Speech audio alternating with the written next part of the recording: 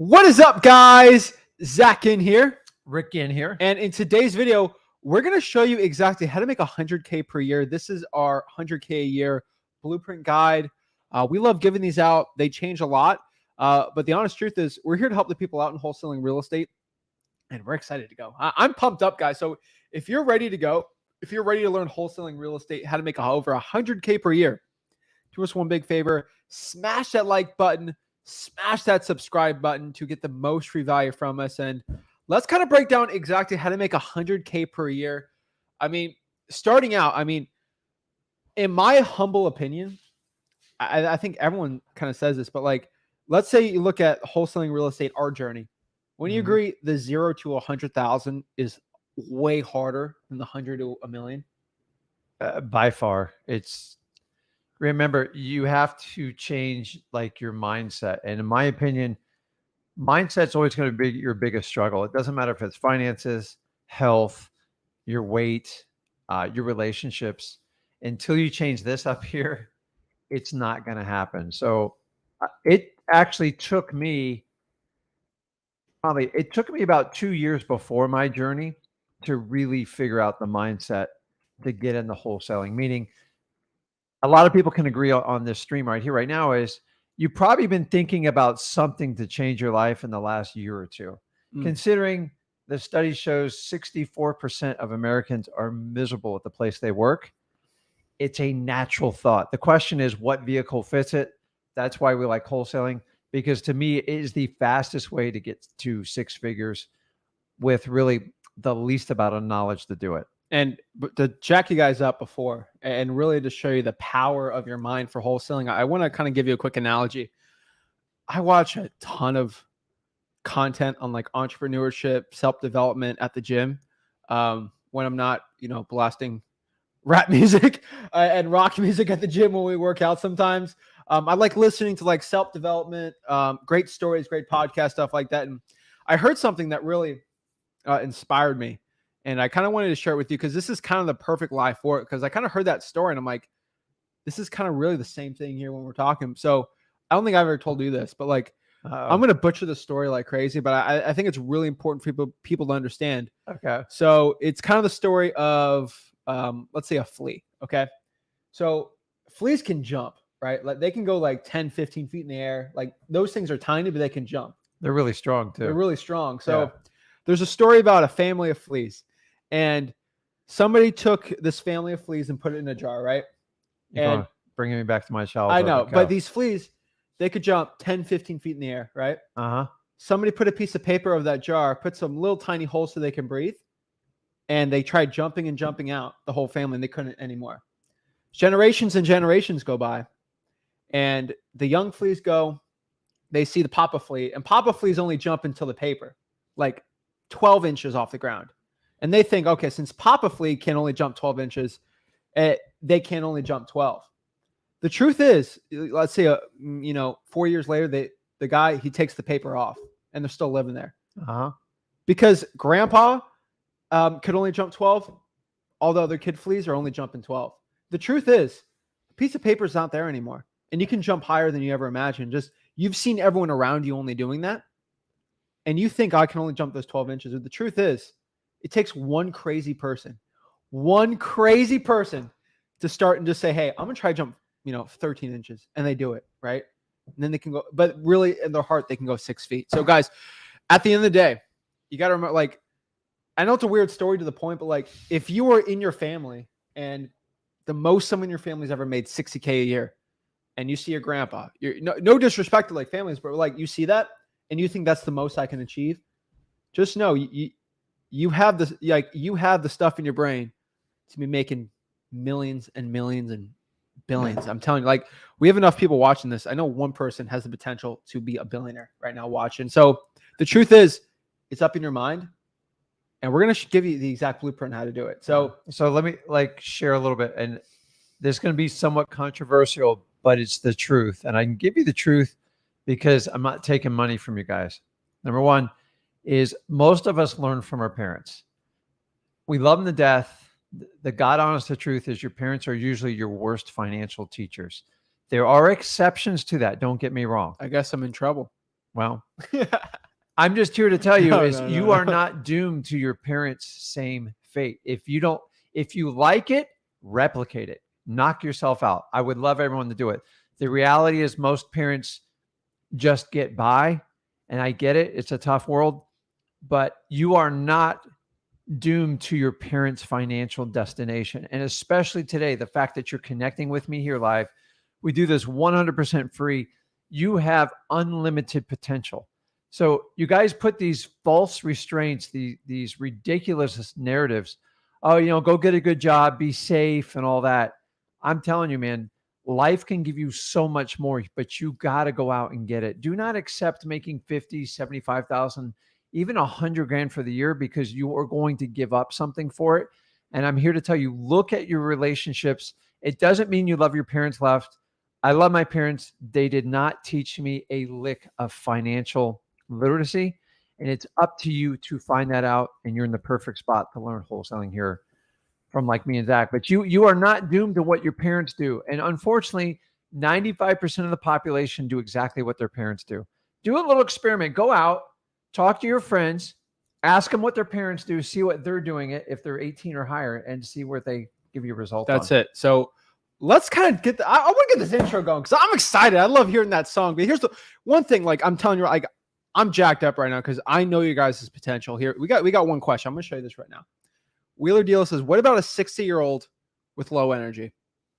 What do you say to that? I have one thing to say to that. Are you ready to know? I literally saw this question. I just popped this up. Let me share my screen real quick. What age was Colonel Sanders when he started KFC? 65 years old. He began franchising his chicken business with a $105 Social Security check. I'm telling you right now. And he sold that stuff door to door across the United States. So you're telling me I'm sick? You have 5 years on him. Are you kidding me? So I'm telling you right now, it's not a lack of your mindset. It's not your age. I can give you a million examples like this, right? This is not just a young man's game. This isn't everyone's game. Guys, I'm 53 doing it. I'm telling you, like he's in his early 20s. I'm just the beautiful thing about wholesaling, it has no age requirement. And it doesn't require you to go out and learn to be a contractor. You don't have to get licensed, at least if you listen to me and Zach. It's completely up to you. When you talk about energy, I'm going to be honest with you, it's a mindset thing. Yeah, some of it can be like medical stuff. But if you don't like your energy level, it's not where you need to do, then make a change. Change your sleep routine, change your diet, change your exercise program, like whatever's going to make you like be pleasant around. Like, so if you're saying your energy is low, probably the people around you are probably saying it 10 times worse. Maybe you just need to show them a little video to pick up the energy here. I don't know all what I else gotta say. do. So guys, we're trying to go over it now. You have the tools today to be successful. It's ultimately up to you. Give them the so Red let's Bull. get it. Woo!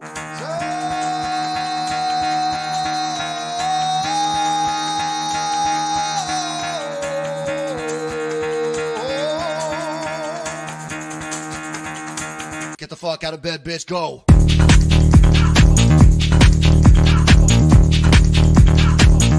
Get up, and get the guy go.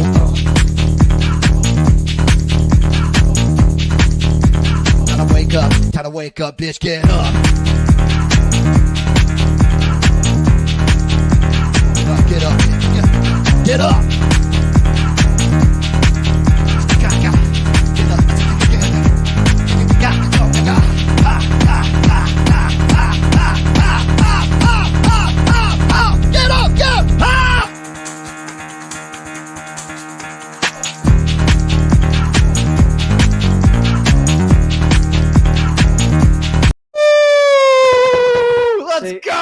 So now you got to go out and find that energy level. It doesn't matter what age you are. It's just a number. Listen, if you're alive and God gave you this day, you have a gift. So either you utilize that gift or you can complain about it. At the end of the day, it's completely up to you. I'm going to tell you this one thing too. Let's say, God forbid, this will not happen. But I'm telling you right now, if somebody came to me, a doctor, and said, Zach, you have 1 day to live. Right? And you live that day and you wake up the next day and you're alive. Do you think I'm going to wake up tired? I'm going to be so jacked up I have a chance of being alive again Yeah. And the thing is, we get that every single day. Tomorrow is not given. Every single day is a gift. And just being alive, like having the chance of being alive when you know there's probably someone your age that maybe they didn't get that lucky Well, today. here's a good perspective. There's a lot of people I personally know, and everybody on the stream, they didn't make it to 60.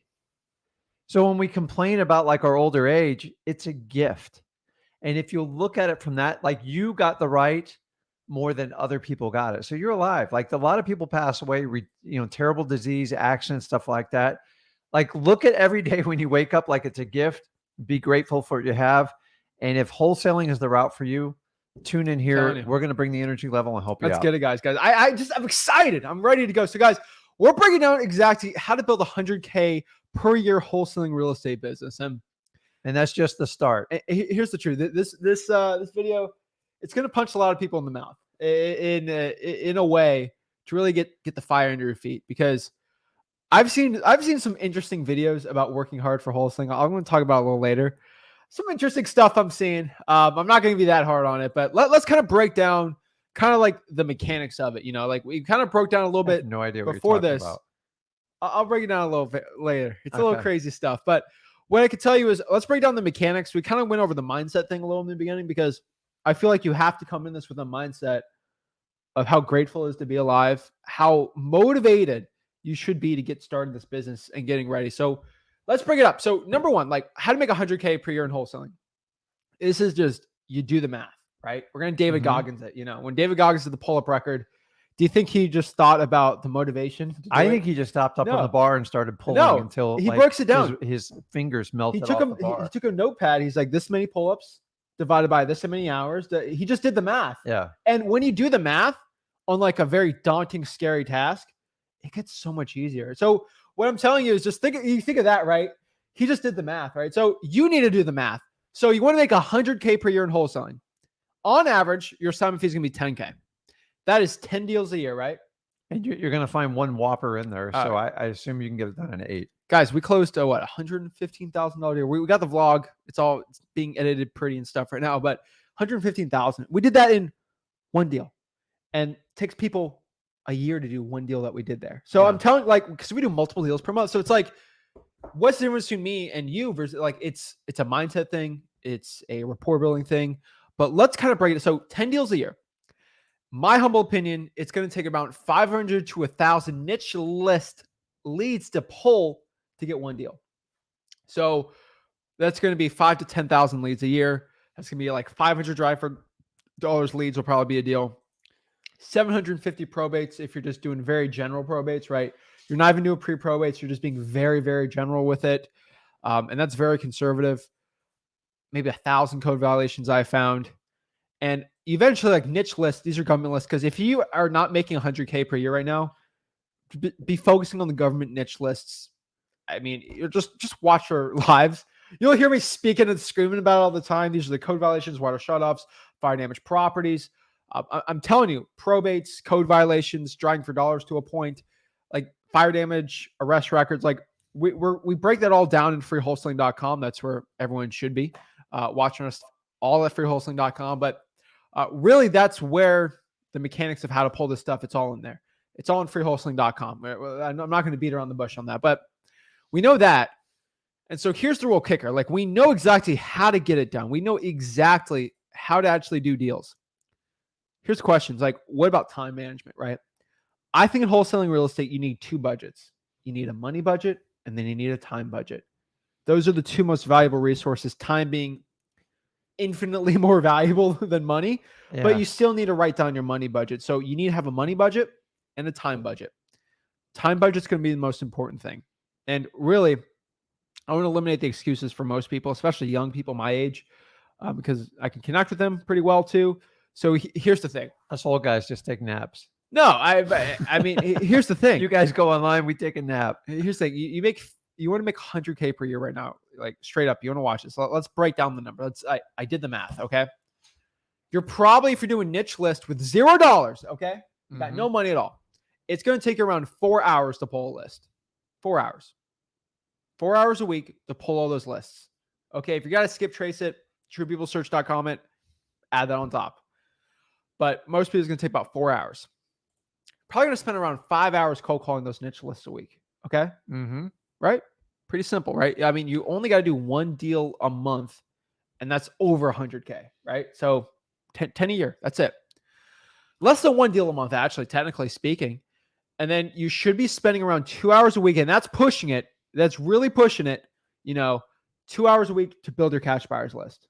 I think that's very generous, right? You're cold calling cash buyers, realtors, all that stuff. That's pushing it. And keep in mind, guys, this is just you're starting out. Like we're not bearing you to do This is 3, 4, or 5 deals a month. You want to make 100K. This is all you got. This Nothing is all more, you got to nothing do. less. You got to break the math down, and you got to start taking the action steps to get it.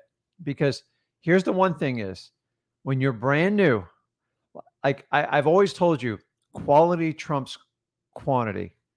Except when you just start out in wholesaling, you don't really have a ton of experience. So you have to make up for the lack of experience. The best way to do is quantity. And what do I mean by that? The more opportunities you have, the more chance you're going to get a deal.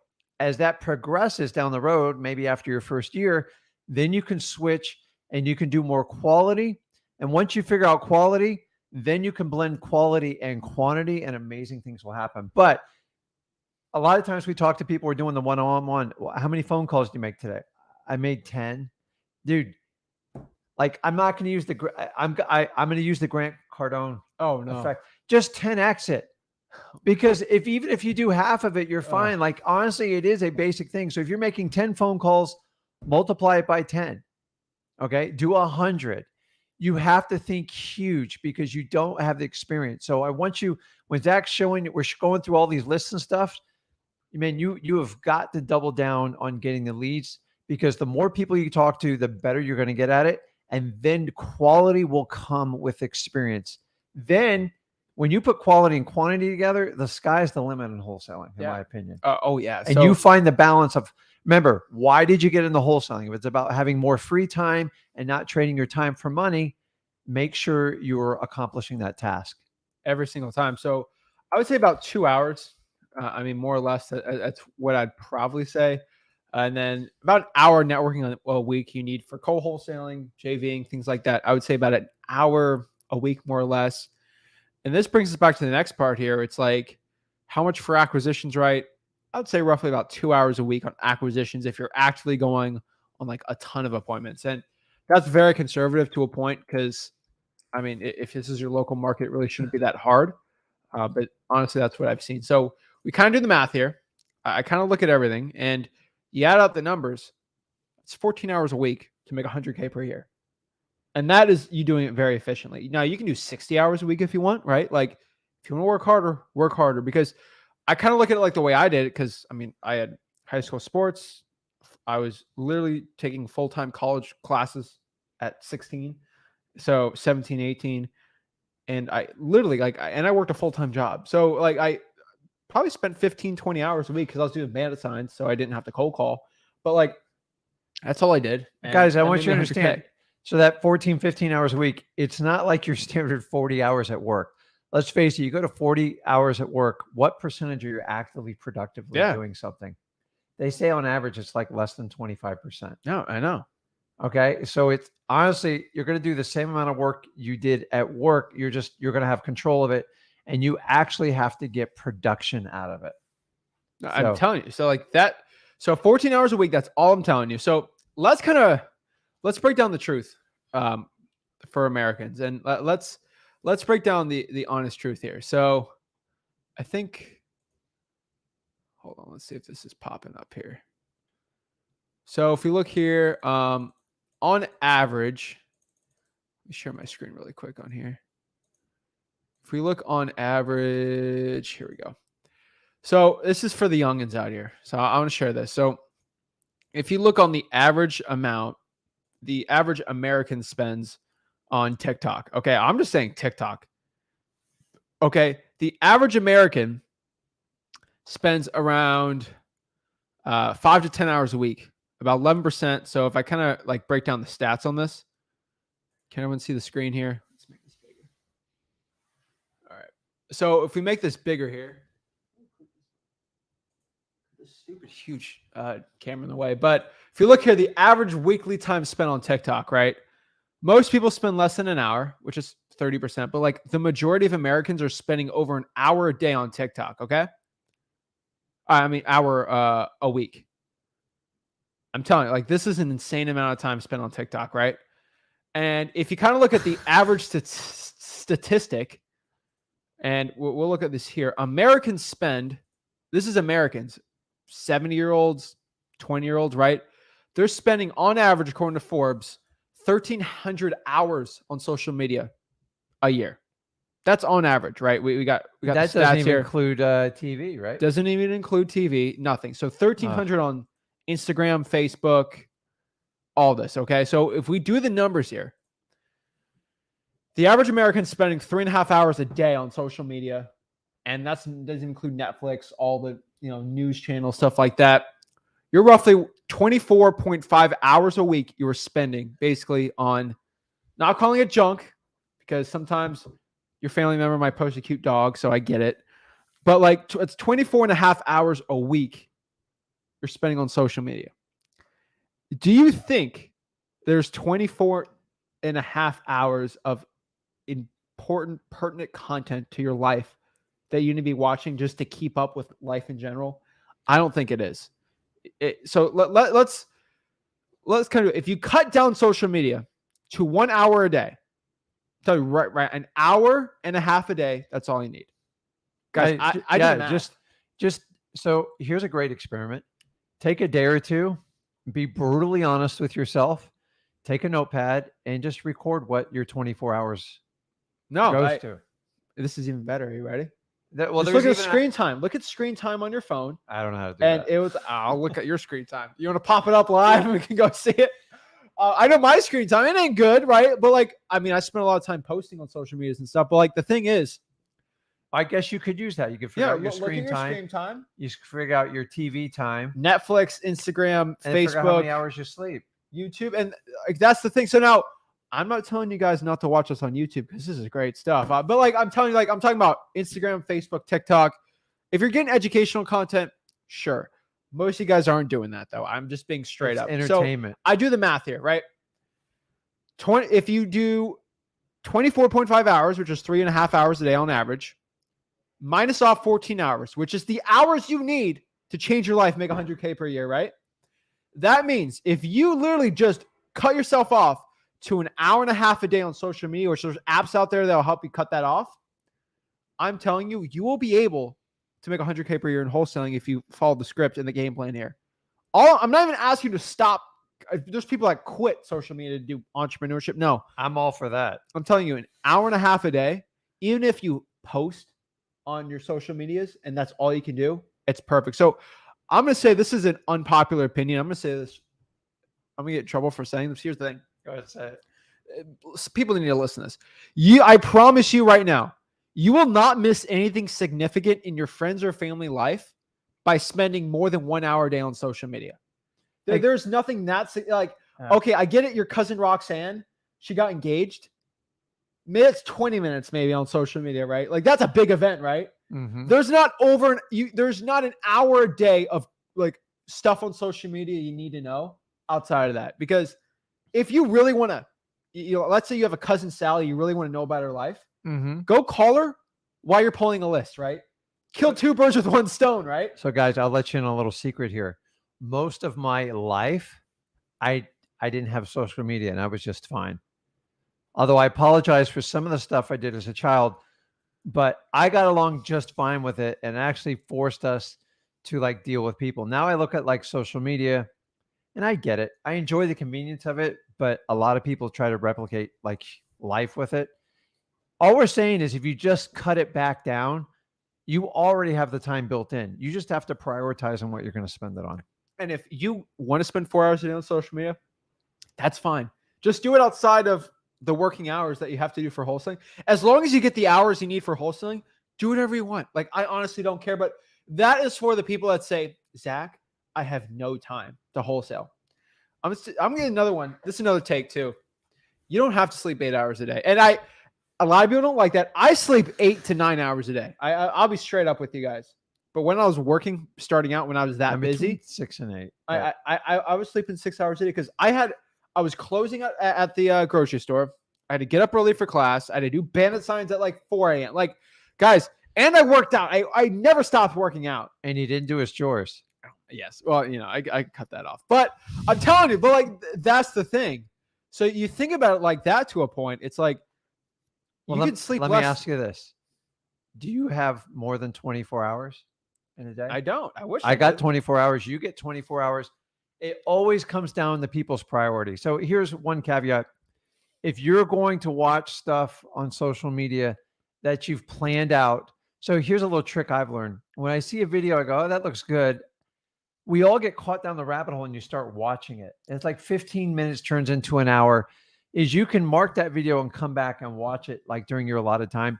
But I would only watch stuff that's going to better you and understand the difference between educating yourself, making yourself better, and just pure entertainment. Well, let me tell you this. Like I drove when I drove out to the gym today, and then when I drove to the studio here today, I ran to the gym. I know you ran to the gym. I had a couple of YouTube videos I wanted to watch, and you got the YouTube Red. You can listen in the background, which is really nice. Yeah. Of like just kind of some analysis on like interest rates, real estate market. Like I gotta get like in the know with the stuff, like what's going on. I just listen to it while I'm driving, while I'm working out. Like I don't have to like I love YouTube. I'm not calling YouTube social media point, but like let's say you like our lives, right? 2 hours, right? You have 4 hours a week you're spending pulling. When you're pulling lists and skip tracing, just pop this video in the background while you're doing it. Like you don't have to like lose out on like the most informational stuff I watch. I'm going to say that this is never the nicest thing to say. It's probably not good for us. Like you don't have to watch our face to get our information. You can just listen to us and doing something else. You have to, mop the floor. You have to go sweep. You have to go run a mile.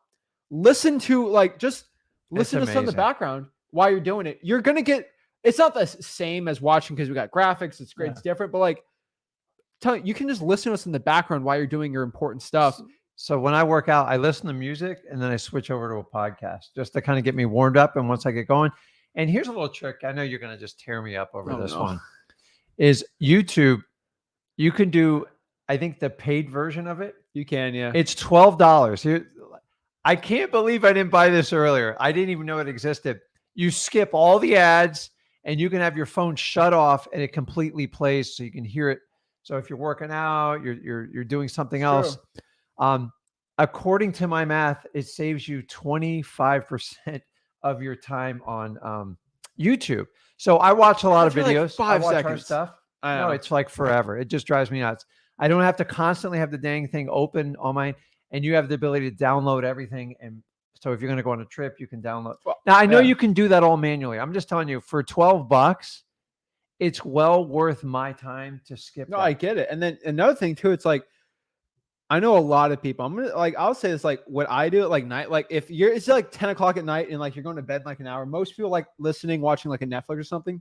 Put something educational on, and it'll change your mindset. Like when you're bored or something, to just train yourself of like something cool or like pleasurable to do. Like watch a show for an hour. Watch something educational for an hour, and your downtime, you'll pick up on a lot of interesting stuff, mindset stuff. It's great. So guys, that is basically our blueprint for 100K. I'm telling you. So and well, you don't fast forward our stuff, but sometimes you can watch, if you see like a really long video, you can speed it up a little bit. No, yeah. A lot of people watch in 2x speed.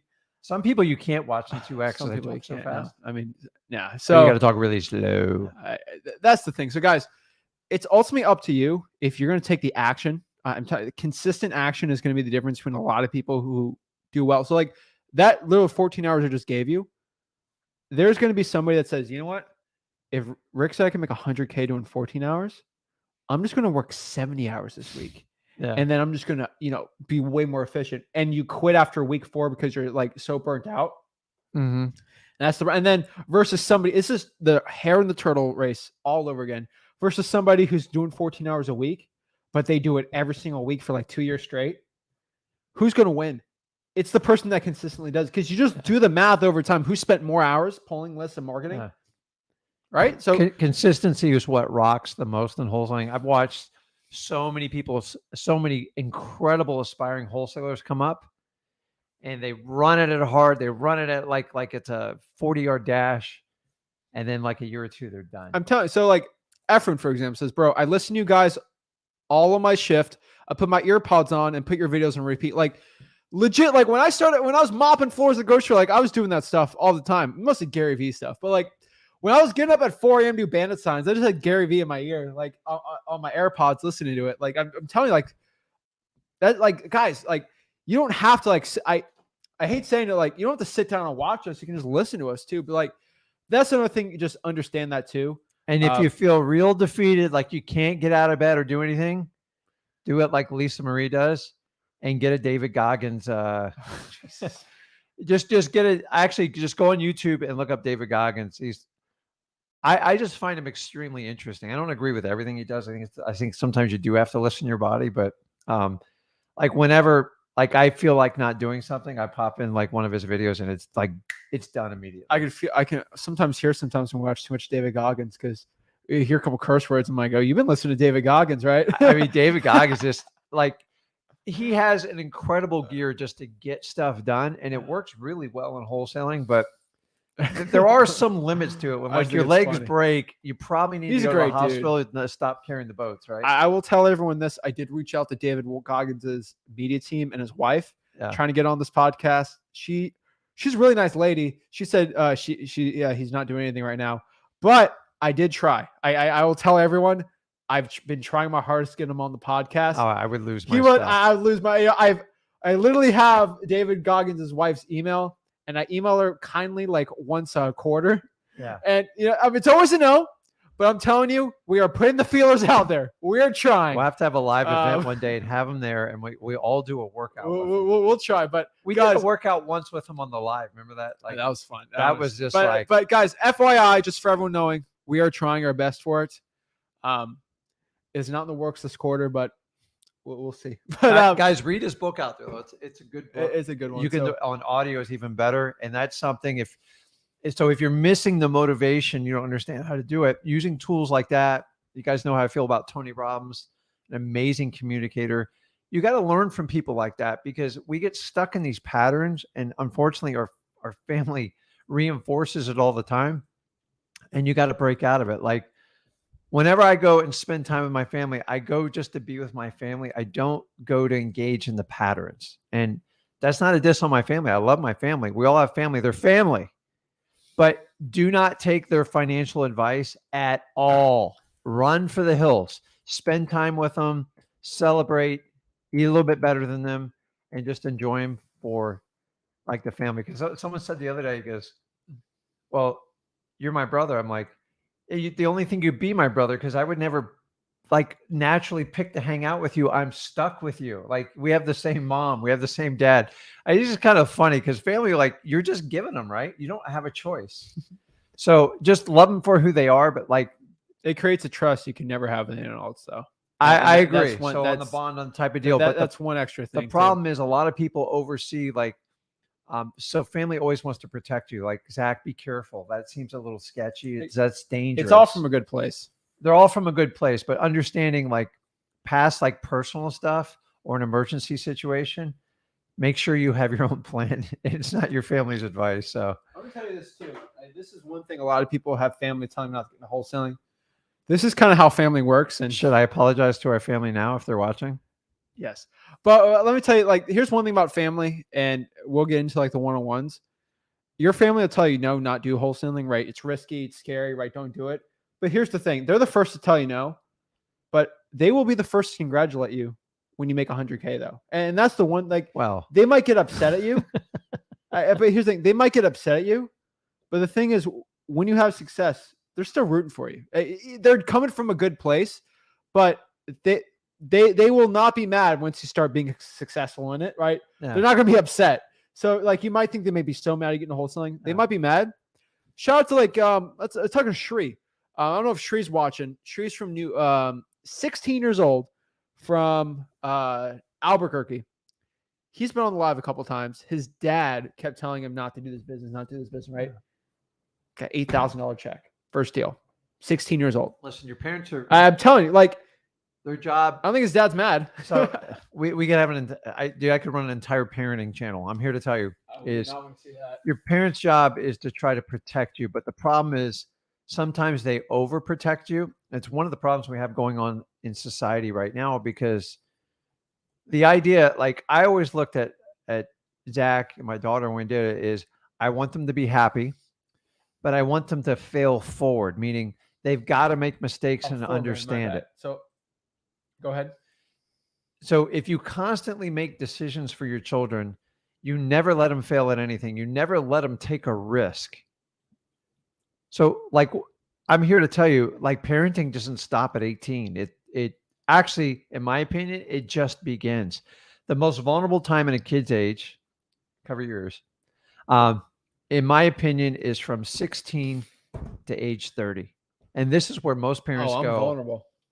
hey, I'm done, dude. I got you to this point. You're on your own. You go to college. They'll let you figure it out. We all know that college is not going to make you an incredible business person. It might help you with connections and some basic life skills, but no, it won't. But the job is, like my job with Zach was to guide him the way, something that's going to make him happy. I never forced him to do wholesaling. And once he found his path, the idea is just give him some recommendations. But I've watched him do stuff and like, I don't always agree with it, but I'm like, okay, he's on his own. He's learning. He's got his own place. He's making decisions. What about running that marathon? That was a bad decision. That was a bad decision. But what I'm telling you is, I did it though. I completed it. your job as a parent is to get fired.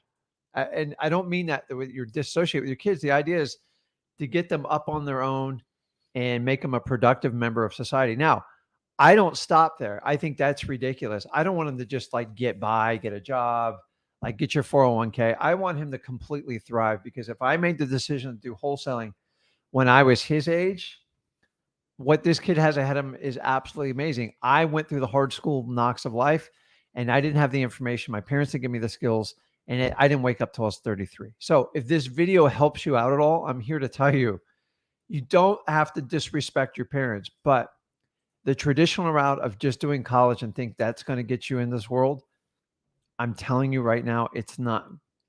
It didn't work for me. It might work for you, but what these colleges are teaching these days, you're definitely not going to learn wholesaling in college. No. I'm going to guarantee you but, that.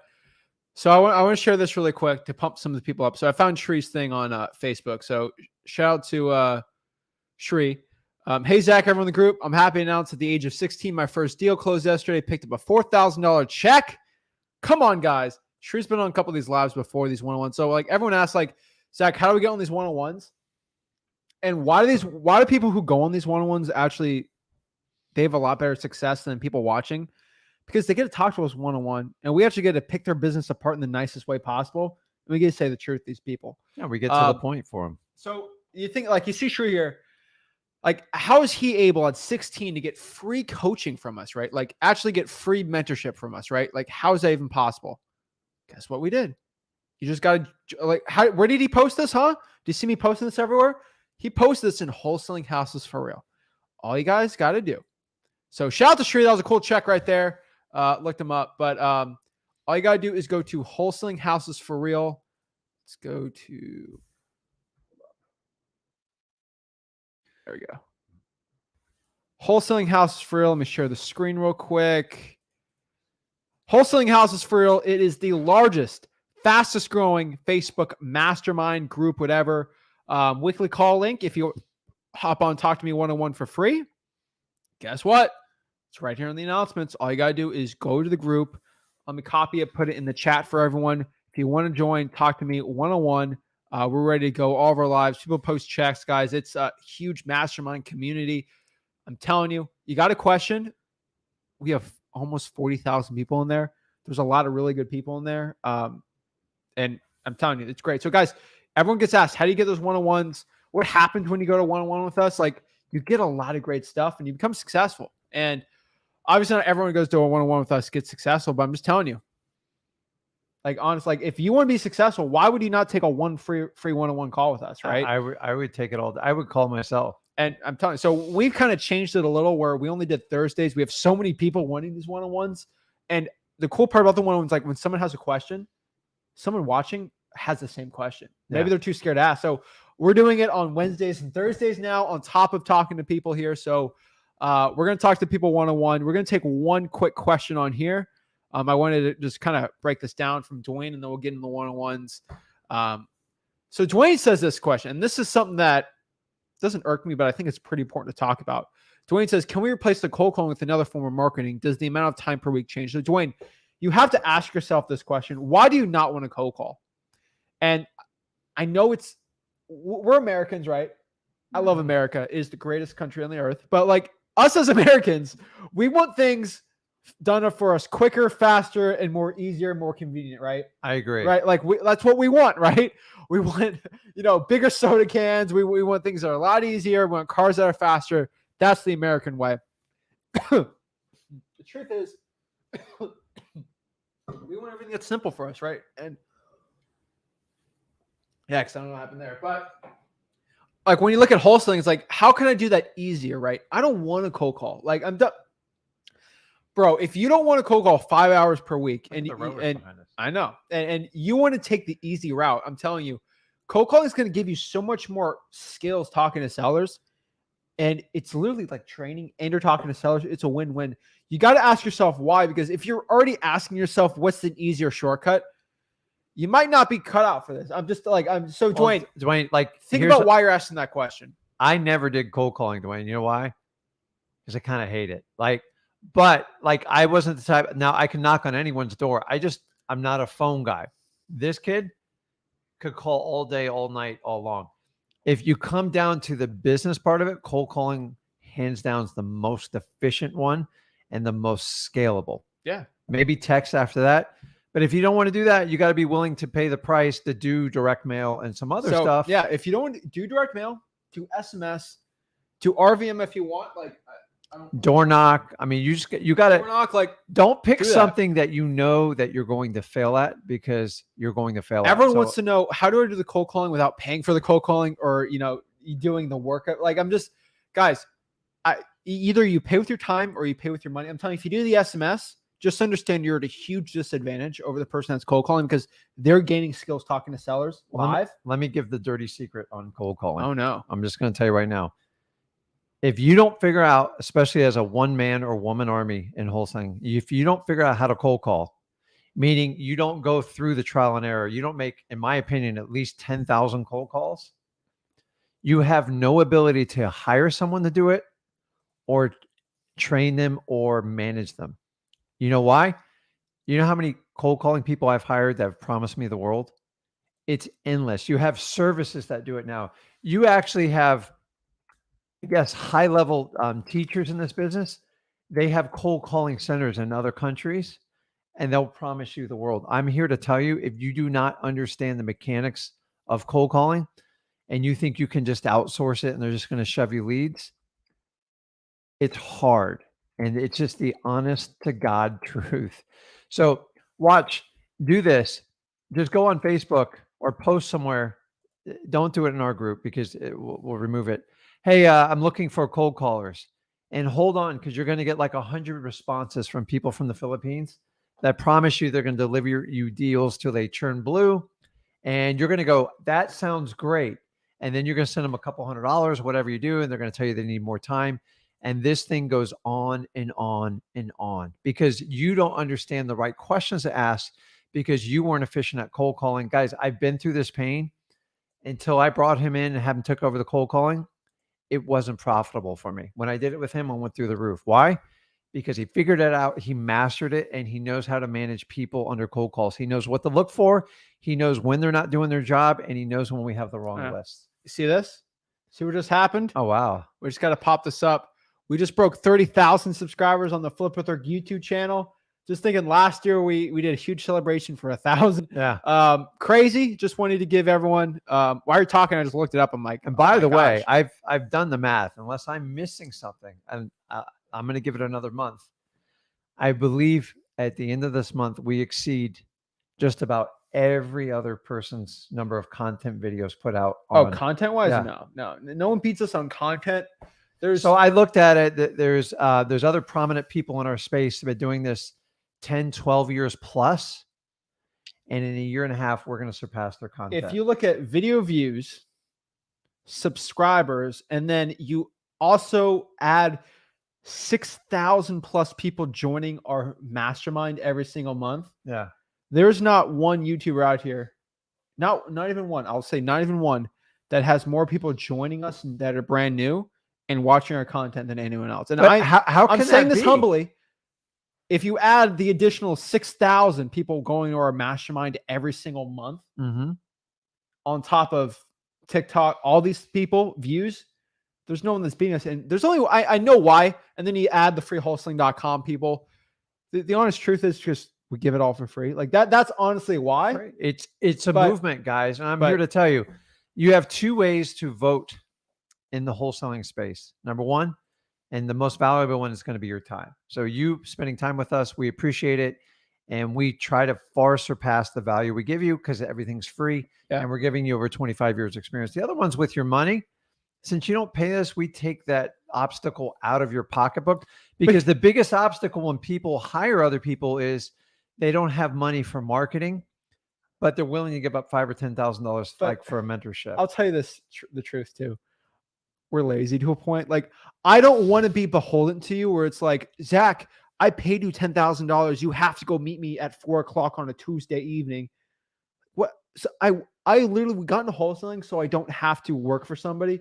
When someone gives us $5,000 and I have to do a mastermind coaching call with you, that's the same thing as a job to a point, right? Like, well, here's the problem is if you're teaching everyone to not trade your time for money, but then you're sitting on 30, 40 hours of Zoom calls. People brag about doing 40 hours a week worth of Zoom calls. I'm like, that's a 40-hour-a-week job. Well, I mean, they get paid nicely for it, but it's still, at the end of the day, remember, I always focus on your why, your why of wholesaling. My why is completely for freedom. And the way that we can connect and do this, I'm telling you, most of the courses being taught are on a 20 to 25-year-old business model. And I think everybody on this stream can agree. There's not one person in wholesaling that can answer this question besides us, truthfully, in our hearts. Are you ready? Go ahead. This is the one question that stoops every single YouTuber in wholesaling. Ready? Yeah. Zach, if you're making so much money in wholesaling, why do you have to charge a course for it? Every single YouTuber, their throats choke up. Yeah. They get a little worried. And it's a quick, like, because I'm doing a disservice. I'm doing this. Guys, at the end of the day, there's only two people in this space that can truthfully say it in their hearts. It's I don't sell a course. Yeah, like I ask yourself that one question. Why, out of hundreds of people out here, there's only two people that can legitimately answer that question? It's kind of weird, right? It's crazy. But it's, as I said, remember when we first got the cell phone, man, I fought it. Like I fought it for 3 years. And then when the internet came on, we all go, oh, that's a fad, right? And now the internet's got us to this point where, and guys, how we can connect on streams like this, and we can constantly interact. Guys, the world has changed. When I started out wholesaling, I couldn't even figure out, I had to get on a plane to go figure out, I had to go meet and shake people's hands. I spent thousands of hours. And the fact that you can hop on the channel like this, connect with me and Zach, blows me away. And I'm telling you, things have to change for the better. You know something that's blown me away too? We started this YouTube channel just because I was recording me. It was only me because I was just recording my phone of me flipping houses at like 18 years old, making like 40K a deal, just trying to show people like what I did. Yeah. Because I thought it was cool watching me on the process of flipping a house, right? Because it was kind of a hobby. To basically to the point now where I was 21 and we got pitched to do a TV show on a major network. Like it was just like, that's kind of the journey that I went to. It's like, and then we say no, because they're like, well, we need to control what you say in your lives. I'm like, don't control it. No. Well, that's like, the only difference is we're always going to stick to what we do as wholesaling. But isn't it crazy that evolution? It's like, I'm just talking about flipping a house on my phone at 18. And like, I'm getting pitched all the way to do shows, you and me. I just think people like the diversity. I went and did the traditional hard school training of wholesaling.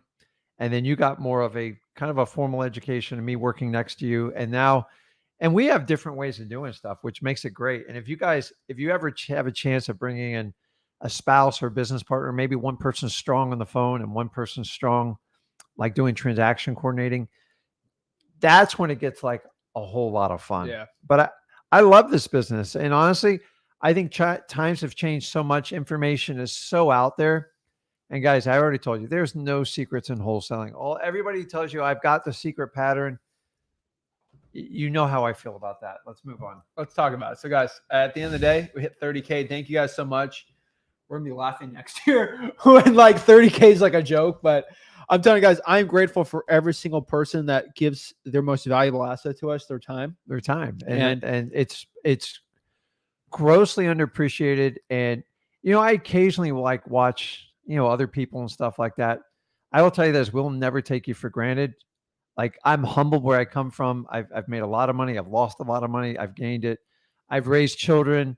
I have the pleasure of working with my son, and it's a lot of fun. A lot of you guys don't know my wife works in the business. She's just behind the scenes. She doesn't want to be in front of the camera, and we respect that. You don't have to be. You could be the quietest wholesaler in the world. Some of the best wholesalers, by the way, I've ever met, you would never ever know them. They've never ever gone on camera, and you've got to understand that. And they got the ones that claim they do, $70 million a year in revenue. Yeah, the loudest ones. So right? Here's a little trick: if somebody makes like a wild number claim, like once you get over 10 million, you got to start breaking the numbers down. Ask them for an explanation how they came up with that. We'll break it down a little further, but ask them a detailed explanation. Okay, you did 50 million. What portion of that comes from your flips? What portion comes from your education? And what other businesses are mixed in there? And see if the numbers add up. If I was doing that, I could add all three numbers up in my head like that. Yeah, basically, we're talking about I've seen some wholesaling people. I recently saw someone claim to do $75 million a year in wholesaling revenue. They say I saw another person claim a $900 million net worth with wholesaling. I don't want to get into close it, to but billionaire status. But like people are claiming to be billionaires from wholesaling. Like the lies are getting ridiculous. Yeah, but like you can't have a $5,000 mastermind if you're a billionaire. I'm not in the business. I'm can't not do here it. exposing people. I'm done with that. But I'm telling you guys, just be careful out there. So let's talk to people. Ask people when they give you ridiculous numbers, call them to the plate. Hey, what's going on, you guys?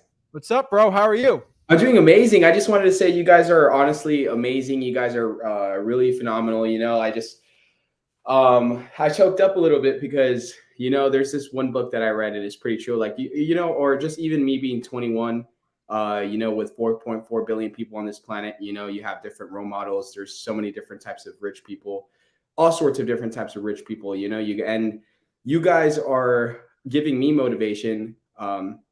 So later on, when I do become rich, I could also be a kind and loving and a generous type of rich person. And you guys are, because I have friends now, they make a lot of money, but, they cuss, they act specific ways and stuff like that. Nobody cares if you cuss. I don't care. Just cuss off the camera. Yeah, sometimes I get a little hypnotized, and I'm like, oh, well, if they do it, then I should do that and whatever. And I really had a father who was not financially successful, and he was not a great role model. So welcome to my world. Yeah. So I just want to remember, Daniel. Money only amplifies who you are. Yeah. Yes. And it could be for the good or better. I've seen people change, though. I've seen people that were like terrible, and then they made money and they realized life is short, and they started like giving it away. But it's you got to be authentic to who you are. Although I saw a thing. I know I'm getting off topic here. Our boy from Miami, Jorge Masvidal. I saw that. That was bad. That was Okay, really bad. But like, I how love much that money kid. do you think he makes a year? Oh, he's a UFC dad, so Yeah, I know, he's but making like 1 to 2. And Like, so nothing he impressive. has a huge social media presence. Yeah. But he remains the same guy he was that like fought in the hood. Mm-hmm. So he told Covington, like, if you come in he doesn't if change. you guys don't know it, Covington Oh my keeps gosh. dissing his family and his kids. And he goes, listen, you've crossed the line in Miami. And he goes, if you ever come to Miami, I'm going to take care of business. Well, he showed up to Miami. I know like, it happened. him. And he's like, That's I not told good. you messed with my kids. Yeah. So now he's being arrested for assault. Oh, He did wow. assault him. And he's probably going to get sued for a ton of money. But I will Wow. give Masvidal this. Wow. He is true to his character, man. Yeah. He's like, I'm a street But thug, don't do and that. I'm never changing. I'm like, Wow. Oh my God. but it could. They said it could cost him $10 million. If you want to be a real street gangster, you're legally allowed to punch a guy in a ring for 25 minutes. Do it there. I know. And he lost. I don't know. Anyways, I got off track there, but I'm just saying, money kind of like some people stay to their roots. Yeah. And that can actually disempower you because Yeah. you're in a society, like if you got $20 million and I decide to punch someone, Yeah. they can sue you. Like, are you willing to give away half But your most net worth? importantly, you know, because for me, it was more about the money. I was at Starbucks and I was like, man, how like in control are you? You know, like you need to gain control, man, of your like self, or you need to change, dude. I tell you, know? you're smack talking the guy's family low. You probably should stay out of Miami low. I think they both kind of physical each other. violence is never the answer. And how do you, Yeah, how does he physical know he's violence is gonna beat never it? the answer. That is so true. That is so true. We're gonna go Only future if that. it's necessary. Sometimes Only I if think you some have people to. just need to beat down, but Yeah, do it this in the is ring. Yeah, Oh my one more thing gosh. I have to say before anything is like, yeah, don't get me wrong. I'm trying to I gotta amass. get the thing. I'm trying to amass. I'm trying to amass a lot of money, but at the same time, like I want to change my ways. I want to become more of like a holistic, like just non-biased person. Because I went over to my friend Bob Walker's house, and you know he has a wife named Kathy, and you know they're rich, but the thing about them is that they're so non-biased. They're so sweet. They are so kind. They're so loving. Yeah. And just beautiful people. And hopefully one day I'll be able to have a beautiful girlfriend who's powerful, who has successful family, and I can be a good role model and be a contribution to the, you know, to the world. But anyways, yeah, because we can go back. I know life is a constant like working on yourself. So when you find someone that helps you, you know, spiritually, like whatever it is you believe in, and Yeah. the idea is to take your money and then you can hire like true experts in that Go- field. Yeah. You got to make the money. Like I was never able to make an impact in my community Yeah. without my money. Yeah. I'm being straight. I did soup kitchens, volunteering. I was with elementary schools when I was like a teenager, like helping the CPR with the little kids. Like that helps. Like the real help is when you can go donate to a charity in your local market and actually Food philanthropy, right? Yeah. legit feed homeless people. Like Yeah. that's to help the people. You gotta have to make some money. Most definitely. You have to have So some like at the end of the day, how do you become the best person for yourself? Make some money. And Yeah. sounds I agree. bad to say, but it's like right. So I'm No, telling you're you. right. Yeah. And so that's the stuff you're looking towards. Like if those are your goals, I think it all leads to one thing. It's wholesaling, man. Yep. Starting a business. So in regards to wholesaling, let's get back on topic. I had a couple questions. So basically, I think last time we talked, you know, you guys are a big contribution on why I started the company. You guys helped me start the company. You guys helped me get like started. You guys, you know, hey, do this. Here's the contracts.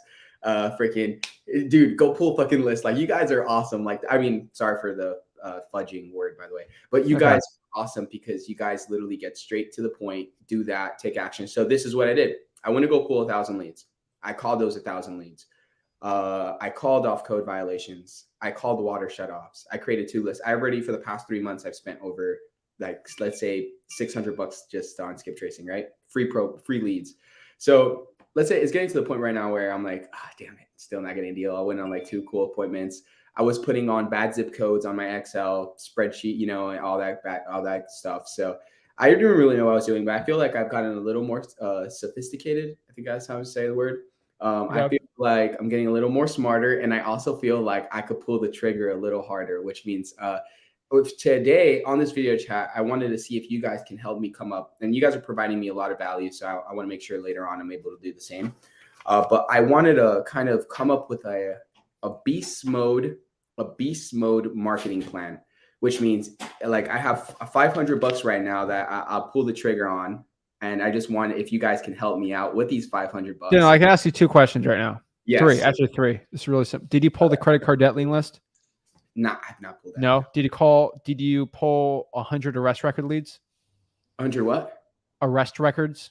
Never heard of that before. Okay. And lastly, most importantly, did you pull your fire damage properties from the firehouse? I have, but it came back in such a small quantity that I was more comfortable doing code violations and water shutoffs. I never paid for an actual list though. Never used PropStream. Have not done that yet. So I just announced 3, and you're not consistently pulling those. No. I've just done water shutoffs and code violations. Do those 3. And then Okay, if you Which decide ones? to go the PropStream route through listrei.com. Well, he's done that. Hold on. It's the arrest records. Okay. Okay. Arrest records, fire damage properties. Okay. And then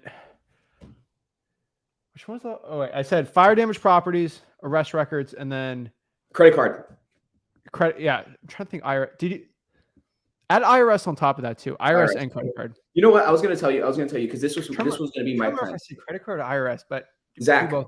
Rick, this is what I was gonna do. I was gonna go on PropStream and I wanted to pull a list off PropStream, right? And I was gonna ask you guys what list should I pull off PropStream, and then not only that, I was gonna also go door knock pre-foreclosures on Saturdays and Sundays.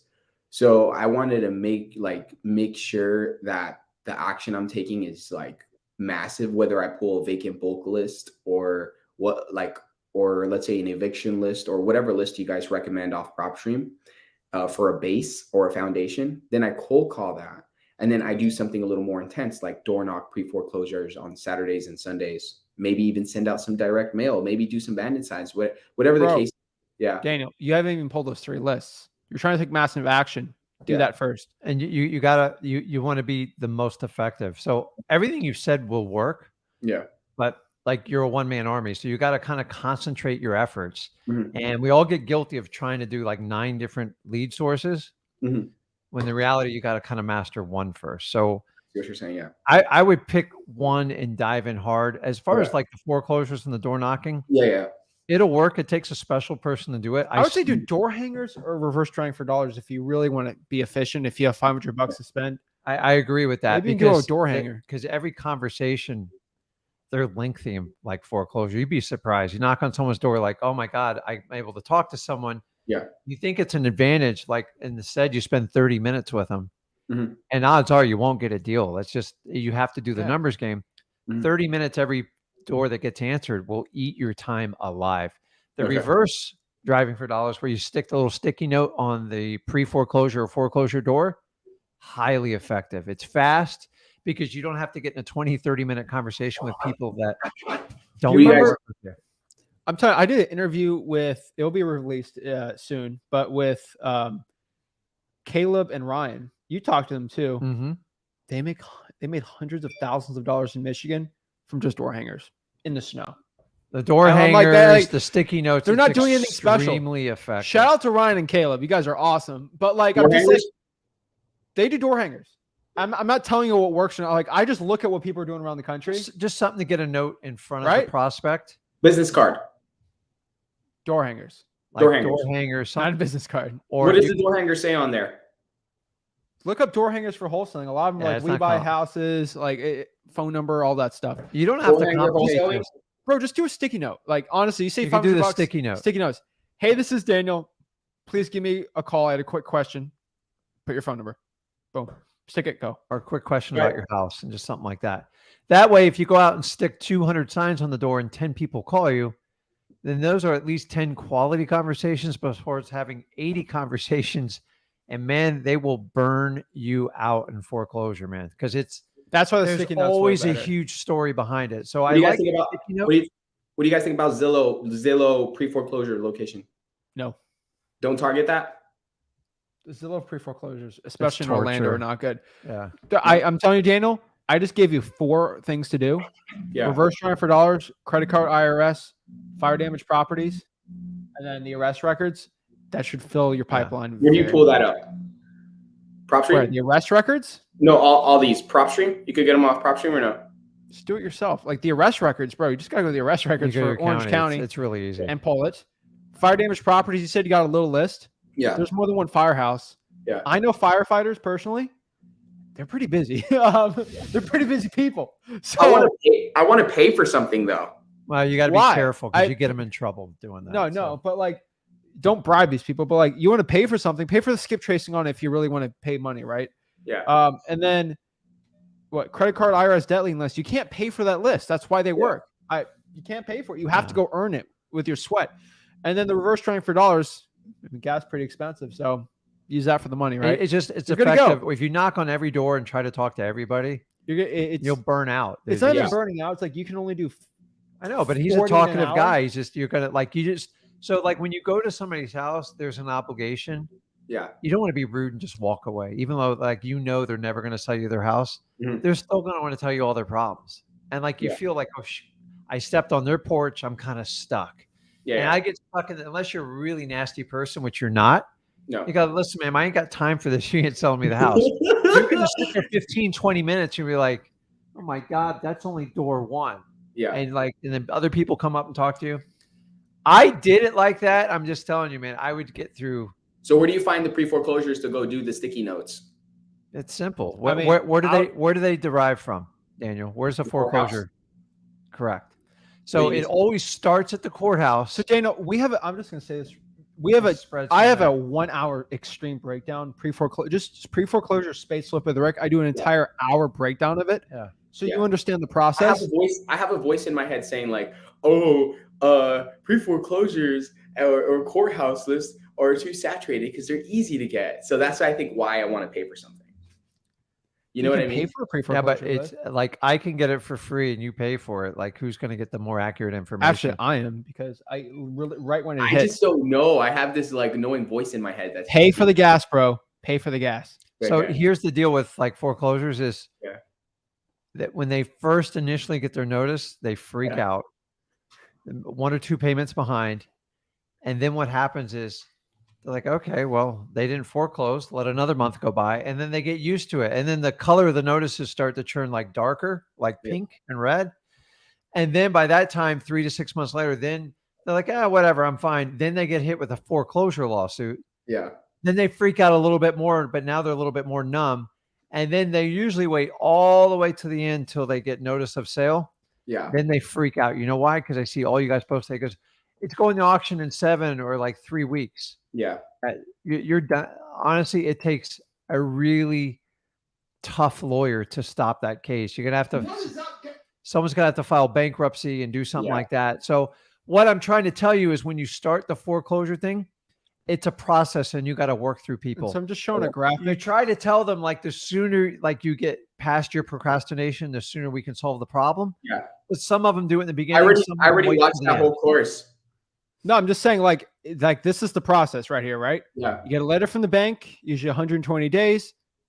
This is the window, and it goes into foreclosure. So like this is the window of the pre-foreclosure. And guys, this is all on YouTube. Like we give all this stuff out. This is from our experience.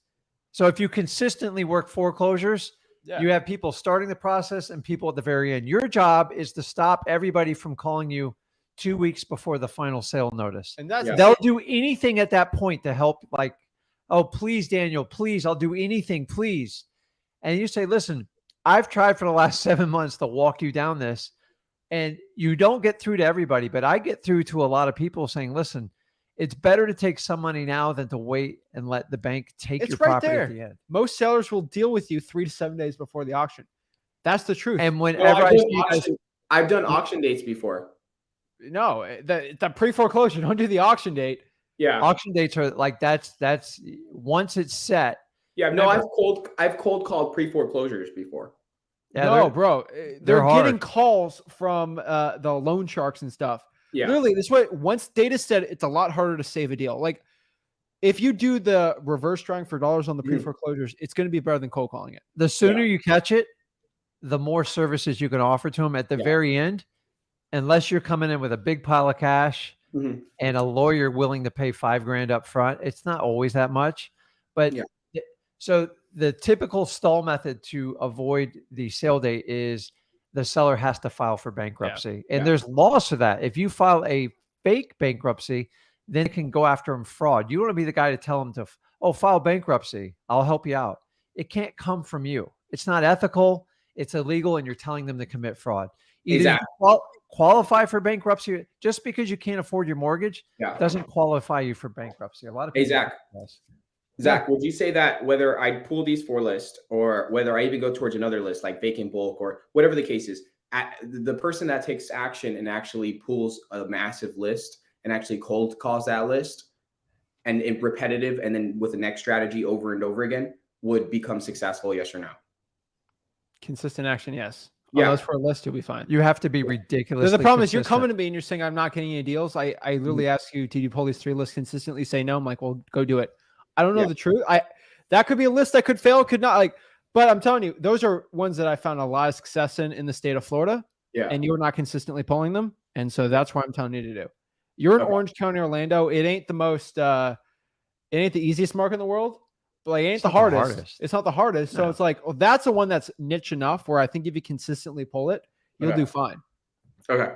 So can I do this one second? And I'll do a second. I will do the strategy second. All right, what's one? One is going to be like, I can make money. I have money, right? So that's not a problem. I just want to blow this like on PropStream. Okay. For some reason, I have an itch to blow it on PropStream. So I was wondering like Sure. what list should I pull off PropStream? And I'll I pull mean, like tired landlord, like and if that doesn't work out, then I'll go to this strategy. And if this strategy don't work out, I'll come back and do another all right, strategy. Daniel. Like honestly, if you legit want to go after it, do a vacant absentee owner, or like a high or I wouldn't high even worry equity about one, absentee owner. high equity vacant, and just cold call that list. Listen, I tell everybody, if you just stick to high equity and consistently do it. Orlando's kind of a little big, Orange County, so I would have to add another factor on there. Well, he can raise the $500 though, so he only has 300 after the PropStream payment, right? No, 400. Well, what's the $500 for? He has 500 in his hand. I don't know. He wants to spend So it. do you have a PropStream account? I just fixed it, so I just have to pay 100, so I can pull up to 10,000 leads, right? Okay. Yeah. So do me a favor, register it through listrei.com. Okay. That would be thanking us for it. And then you do whatever you want. You get 10,000 leads a month. So like that covers you $97 every month. And so if you want to pull, say 20,000, see if you can handle 10,000 first, because it's a lot. It's 10,000? a lot more. It comes every 30 days. You get every 30 days you can pull it. Time. What's that? I was going to do 1,000 at a time. How long does it take to organize 1,000 leads? Listen to me. Your $97 membership with us, you get 10,000 leads a month. Yeah. So take your $500 and set it away. Take out $97 of it. Yeah. Go to listrei.com, set that up, and that's going to cover 90% of like your leads within PropStream. Yeah. Now, you can go to the courthouse and get more accurate information because timing is everything. Hey, Dan, you're overthinking this, bro. Yeah. Do me a favor. Take $100. Okay. Give me the pile. Give me $100. Pull it out. Let's see you do it. Pull out 100. All right. Put that in your pocket. That's going to be your EMD for your contract. Okay. What's EMD? Not spend that. Earnest money deposit. Earnest money. Okay. You're going to keep that for your earnest money. Okay. Straight up. All right. I'm writing that down. Okay. EMD. Now you pay 400. Okay. Okay. You can legit go help somebody out with the other $400. Go help someone. Yeah, honestly, like, come on, you guys. I would tell you if I was a coach, I'd tell you to send it to me, but I'm not. So like I'm gonna bring you guys a deal.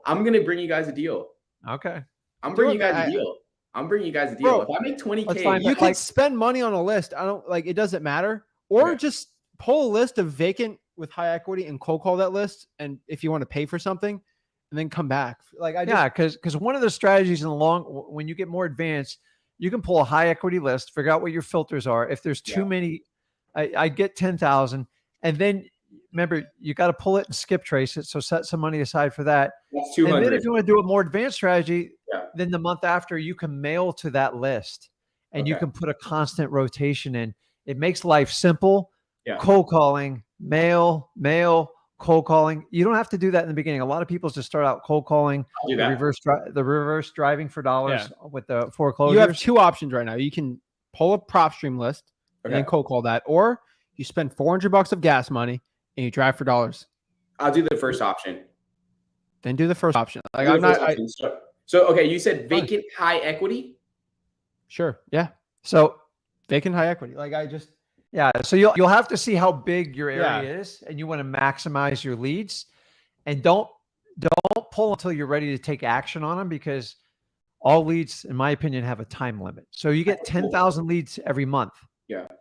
You need to come up with a marketing budget that gives you 120,000 leads. You got to figure the best way. Once you pull that lead, you can skip trace it, you can call it, you can mail it, you can door knock it, you can do anything you want. Okay. But these PropStreams, 12 cents.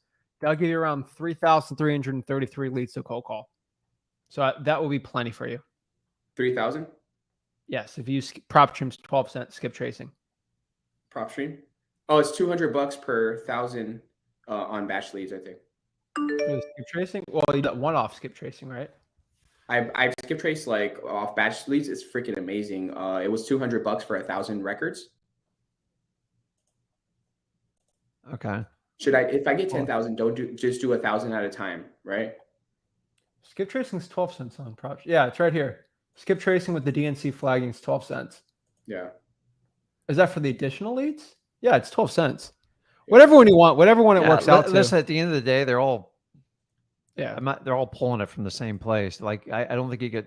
Sometimes their services are a little bit better with some companies, but like you're on a budget. The idea is to try to spend to get a return. But yeah, PropStream might have changed since last time. I'll just pop up my screen. It's Rick. It's 12 cents. It's right here. Oh, okay. Oops. So you get phone and email. So just use that one. 12 cents. Or Zach, both of you guys, should I do what's it called? Like if I get 10,000, I could get that whole 10,000 done in a month. But what you need is skip trace. So that's like, how many times are you skip tracing that? That's like $200 per 1,000. So what if I just do 1,000 at a time until I run out of money for skip tracing? And then I just. Who's your $200 for 1,000? This would be new to me. Really? What's that? Is that 20 cents or? Wait, 1,000? Wait, times 0.2. It's 20 cents. Yeah, PropStream's 12 cents, dude. That's cheaper. Dude, skip tracing gets cheaper and cheaper every 3 months. 12 cents is cheaper than the 200. Okay, I'll use PropStream then. It's fine. Yeah, 12. That'll give you 3,333, and then cold call that list. That's like a 40%. So that's your option. Go do it. So, for 3,000, I can skip trade. I'll pay like $200. So it's like I skip trade. You got to do the math on this. Yeah. I'll do the math. Yeah, it doesn't matter. Yeah, you get 10,000 leads. You figure out the 12-cent skip tracing. Here's the key: what you have to do. Okay. We're not here to give we'll give you guidance. Yeah. But when Zach tells you to pull 3 lists, if you want to take it, take it. If not, I get it. You have to be. So many people try to. I could be proven wrong. This could be a $400,000 deal. I could be wrong. Yeah, but sometimes people try to go. Like I got a feeling you know what you want to do, Daniel. You're just looking for like our consent on it. I'm here to tell you, wholesaling's not. It's not really glamorous like the work that's done it. And this is what none of the coaching or the programs will tell you. The key difference between you, me, and Zach right now is we're extremely consistent. We have all our budgeting laid out for the year. We know exactly what we're going to do. We look at it every month and we fix it. And here's a secret, Daniel. Sometimes I have lists, I get 0 off of them. But guess what? I keep at it. Eventually they hit. Yeah. The worst thing you can do is go in once, it doesn't work, and you go, I'm never doing that again. I'm not a quitter. That's like riding a bike. You fall down once and you're like, I'm never doing that again. Daniel, forever. You have the 2 options. Yeah. Do it. We laid it in front of you. Okay. Go do it and get back with us and let us know how it works. Okay. So got this. Okay. Wait, I have one more. So what about with the rest of like the 10,000 leads? I just leave that alone if I can't pay for the skip tracing, correct? No. Yeah. Start with that, but like backup list. The pre-probates is a good wide open shot on pre-foreclosure listed doorknock.com, and then the other one of the vacants. Pre-foreclosure listed doorknock. That's what I'd say. Pre-foreclosure listed doorknock? Like to leave the sticky notes too, right? Yeah, for the additional ones. Okay, so I have these 3 strategies right now for marketing a go beast mode. I have vacant high equity, cold call that list, and then send direct mail if possible to that list after you're done cold calling it like 2 or 3 times. And then right after that, we're gonna pull a list off PropStream pre-foreclosures, correct? And then we're gonna go reverse driving for dollars on that list, which means like leaving the sticky notes for callbacks. Well, all day, Saturdays and Sundays, all day, like from 9 to 9, and leaving sticky notes. And then basically what we're also going to do after those 2 strategies, we're going to do 1 by 1 methodically. So 1, right, until that's done. 2nd, until that's done. Then the 3rd one is going to be arrest records, fire damage, credit card lists, and IRS liens. And we're going to do that. Okay. You got it. That's a lot of stuff. Pick 1 or 2 and like go deep on it. I'm saying first one first, and then yes, the second. Methodically, yes. You're good. Once until done, once until done, once until done. Sounds good. And then if none of those 3 work, I'll be back here for another. All right. 3 more. We'll see you, Daniel. You got it, man. Just be consistent. Thank you, guys. Perfect. Good job, Daniel. Keep it up. So that's all I got to say. Like, hey, we can tell you it's something to do. If you want to do something like what Daniel had said there, I honestly like it won't hurt him doing that. So like, I don't No, it won't. But you want him to point his energy in the right direction to get a deal. I think he's so good. sometimes people just they know what they kind of know what they want to do. They're just looking for someone's okay for That's it. not. He's not gonna. It's not gonna like be in the wrong direction doing that. Like I had one person. This is the Facebook thing I'll tell you. Then we're gonna pop some more people on. People have been very patient. I appreciate it. Someone on Facebook said, "You want real motivation for wholesaling?" They said this. They said, You're not just hungry enough." One person said, "If you want to be successful in wholesaling, throw all the food out in your fridge, and then you're not allowed to put food in the fridge until you get a deal." And I'm like, What about the is my favorite one. This was an old school one, not even that old, the last few years. If you're new to wholesaling, treat it like someone's holding don't say that. You can spell it. Don't say that. I just don't want to like somebody's holding a GUN to your head, and like you're not getting your kids back till you get a deal. That's the most ridiculous thing I've ever heard. Yeah. Like, honestly, Yeah. I've done wholesaling. I learned it. Like, I learned the hard way, but like, I never like nobody operates under those kind of stress conditions, man. I have another one. Hey, to get a deal, hold your breath and don't breathe until you get a deal. Oh, that's great, right? I'm like, come on, guy. I've seen this. Well, that's what's his name, right? No, that's no, that's somebody else. It's somebody else. Who are you talking about? The guy who says you'll be a success when you want success as bad as you want to breathe. Oh yeah, Eric Thomas. Thomas, which is a good analogy, but I'm just telling you, that's not the reality of wholesaling. You would be absolutely nuts to take that. We're strategy. saying 14 hours. That's all I'm asking for you guys. 14 hours. Give it to me like a David Goggins show where we just tell you what you got to do for all 24 hours of the day. You know, he does like the 4 hours on, 4 hours off or whatever. 4x4x4. We could do that with wholesaling. That'd be fun. So next up here, we got Carmi. Carmi, you there? Hello. I see the top of her head. She's muted there. Hello. Carmi, you there? Hello. Wave to us. I see your forehead. Hello. You can do it. Okay. Have a good one. Okay. We'll come back. We tried. Kevin. Hey guys, how's it going? What's up? What's up, Kevin? Hey, I just started wholesaling about like 3 weeks ago, and I have a question about where you get the niche list. Is it like the city clerk office? Yeah, Kevin, what market are you in? I'm in LA. LA. So are you in LA, or are you like kind of like Burbank? Where are we talking? I'm in nearby. I'm from Hawthorne, so I'm in Hawthorne, but like nearby is like Torrance, Manhattan Beach, El Segundo. Okay, so that is, let's see. Oh wow, okay, that's a nice area. All right, so you just go to the LA County Clerk of the Court. That's kind of a harder market, just being honest with you. Inland Empire is better. I mean, I think you know that. But it would be the LA County Clerk of the Court. Okay, got it. And I also had a question. So I usually have trouble finding like the motivation of the seller. So I usually ask them, I'm blanking real quick, You're but good. You can do it. I usually ask them, hey, what Kevin, are you interested in selling this property, right? Something like that. And usually they say like the price. Like, is that like can it be like another motivation, or like price is never going to be the motivation alone. So ever. if you go to freewholesaling.com, again, we kind of talk about it. You just got to ask the 4 questions. And have you heard of that before? No. Perfect. So freewholesaling.com, go through the course.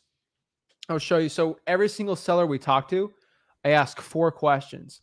On Tuesday, I actually did a live cold call, and I got 2 really good leads. And I asked every single person basically the same 4 questions: motivation, condition, time frame, and price. So motivation, I always ask, hey Kevin, how are you? Why are you looking to sell the property? So that's motivation. Yeah. Condition, can you tell me a little bit about the property? Yeah. Roof, AC, things like that. Time frame, Kevin, when are you looking to sell the property? A month, year, a week? And then price, how much you need to sell the property for?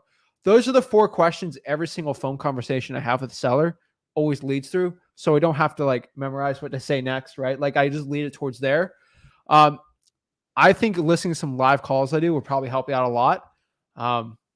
Those are the 4 questions qualifying a seller. Just go to freewholesaling.com and we kind of break it down.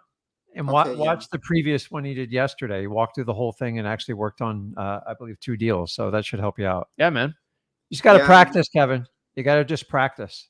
Yeah, I have possibly a deal in Dayton, Ohio. Great market, man. Yeah. You've been The listening to seller- something from me. Yeah, the seller just said that they're offering their tenants because they lived in the property for about 20 years and see if they can get finance for the property. If not, like we can have make a deal. They won't. Like, Just to let you know, I've been through this so many times. Dude, Mhm. oh my gosh. You have a 99% failure ratio on that. So if you want, have you done a contract with them yet? no, not yet. So you can put your contract in there and you can say, listen, find out what the tenant's name is, and you can put it in the addendum section. If John Doe decides to execute a valid contract within 30 days, my contract will be null and void. Just to keep you in that position. And basically they can use you as, I guess it's basically like a backup contract type of deal. Just some ideas for you, because they're never going to get the financing. And usually they're going to open up the window for another investor to come in and snatch that up when you're not paying attention. Yeah. It happens to me all the time. Like, I'm just telling you, go ahead and get a little more aggressive with the contract. I don't even know if you guys got the numbers, and figure that out, because when they fail, then they're going to start talking to real estate agents, maybe some other cash buyers, and they're going to forget about you quick, Kevin. So just some suggestions on that deal. Yeah, I like it. Okay, got it. And That'd be the Montgomery County clerk of the court too for Dayton. Montgomery. And I can do that online, like to find, like, let's say if I'm virtual wholesaling, I can go like online and request like probates or code I violations. believe in Montgomery County you can. Montgomery County, Ohio, but I just have to check that again. Every county is a little bit different. Yeah. So you I'm got to pretty find sure out you the can, though. nuances Yeah. and figure it out. But Okay. And I'm just gonna start like door knocking and like put banner signs around my market just to like have like a presence, because I really don't see like banner signs much. Is that You're in LA, man. I honestly, between you and me, I'd focus on the virtual. Okay, virtual. Unfortunately, like you're in Hawthorne, you're not even in East LA. You're out west. Really nice place, man. But like, I would probably go virtual. Honestly. Okay, got it. All right, yeah, that's pretty much all the questions I had. Thank you All so right. much. You got this, no man. problem. Same. All right. Perfect. And we got Of course, got Jason. We'll pop it up after. Okay. Jason, what is up? What's going on? Man, What's going on? how are you, man? I haven't. He's always been in the chats. Never seen him one-on-one. So See, now you nice to meet you, put man. A name with a face. I gotta mute this. Hold on one sec. All right. What's going on, guys? It's great to see you guys. I'm Nice blessed, seeing you, man. Hey, I don't want to take up too much of your time, but Zach, can I send you this address to just look to tell me what you think it's worth and Yeah, see put if in I the private could. chat. Oh, okay. Here it is. Why I'm doing that? Because I don't want to go publicly put that address on there. What question? Corey's one right here. Yeah. You Pull go- that one up there. Answer that one. Why I'm comping this? I got to zoom my glasses in here because Oh my I don't have my gosh. contacts in. So Zach, is it possible to obtain a property through seller financing, then turn around and essentially wholesale it? Yes. Called a subtail, right? I'm thinking if I put it around 7K in the property, I could sell for a 40K profit. So Corey, the real benefit in doing that is you're creating the financing, and it makes it more accessible to a crowd that normally would have to do like normal bank qualifying.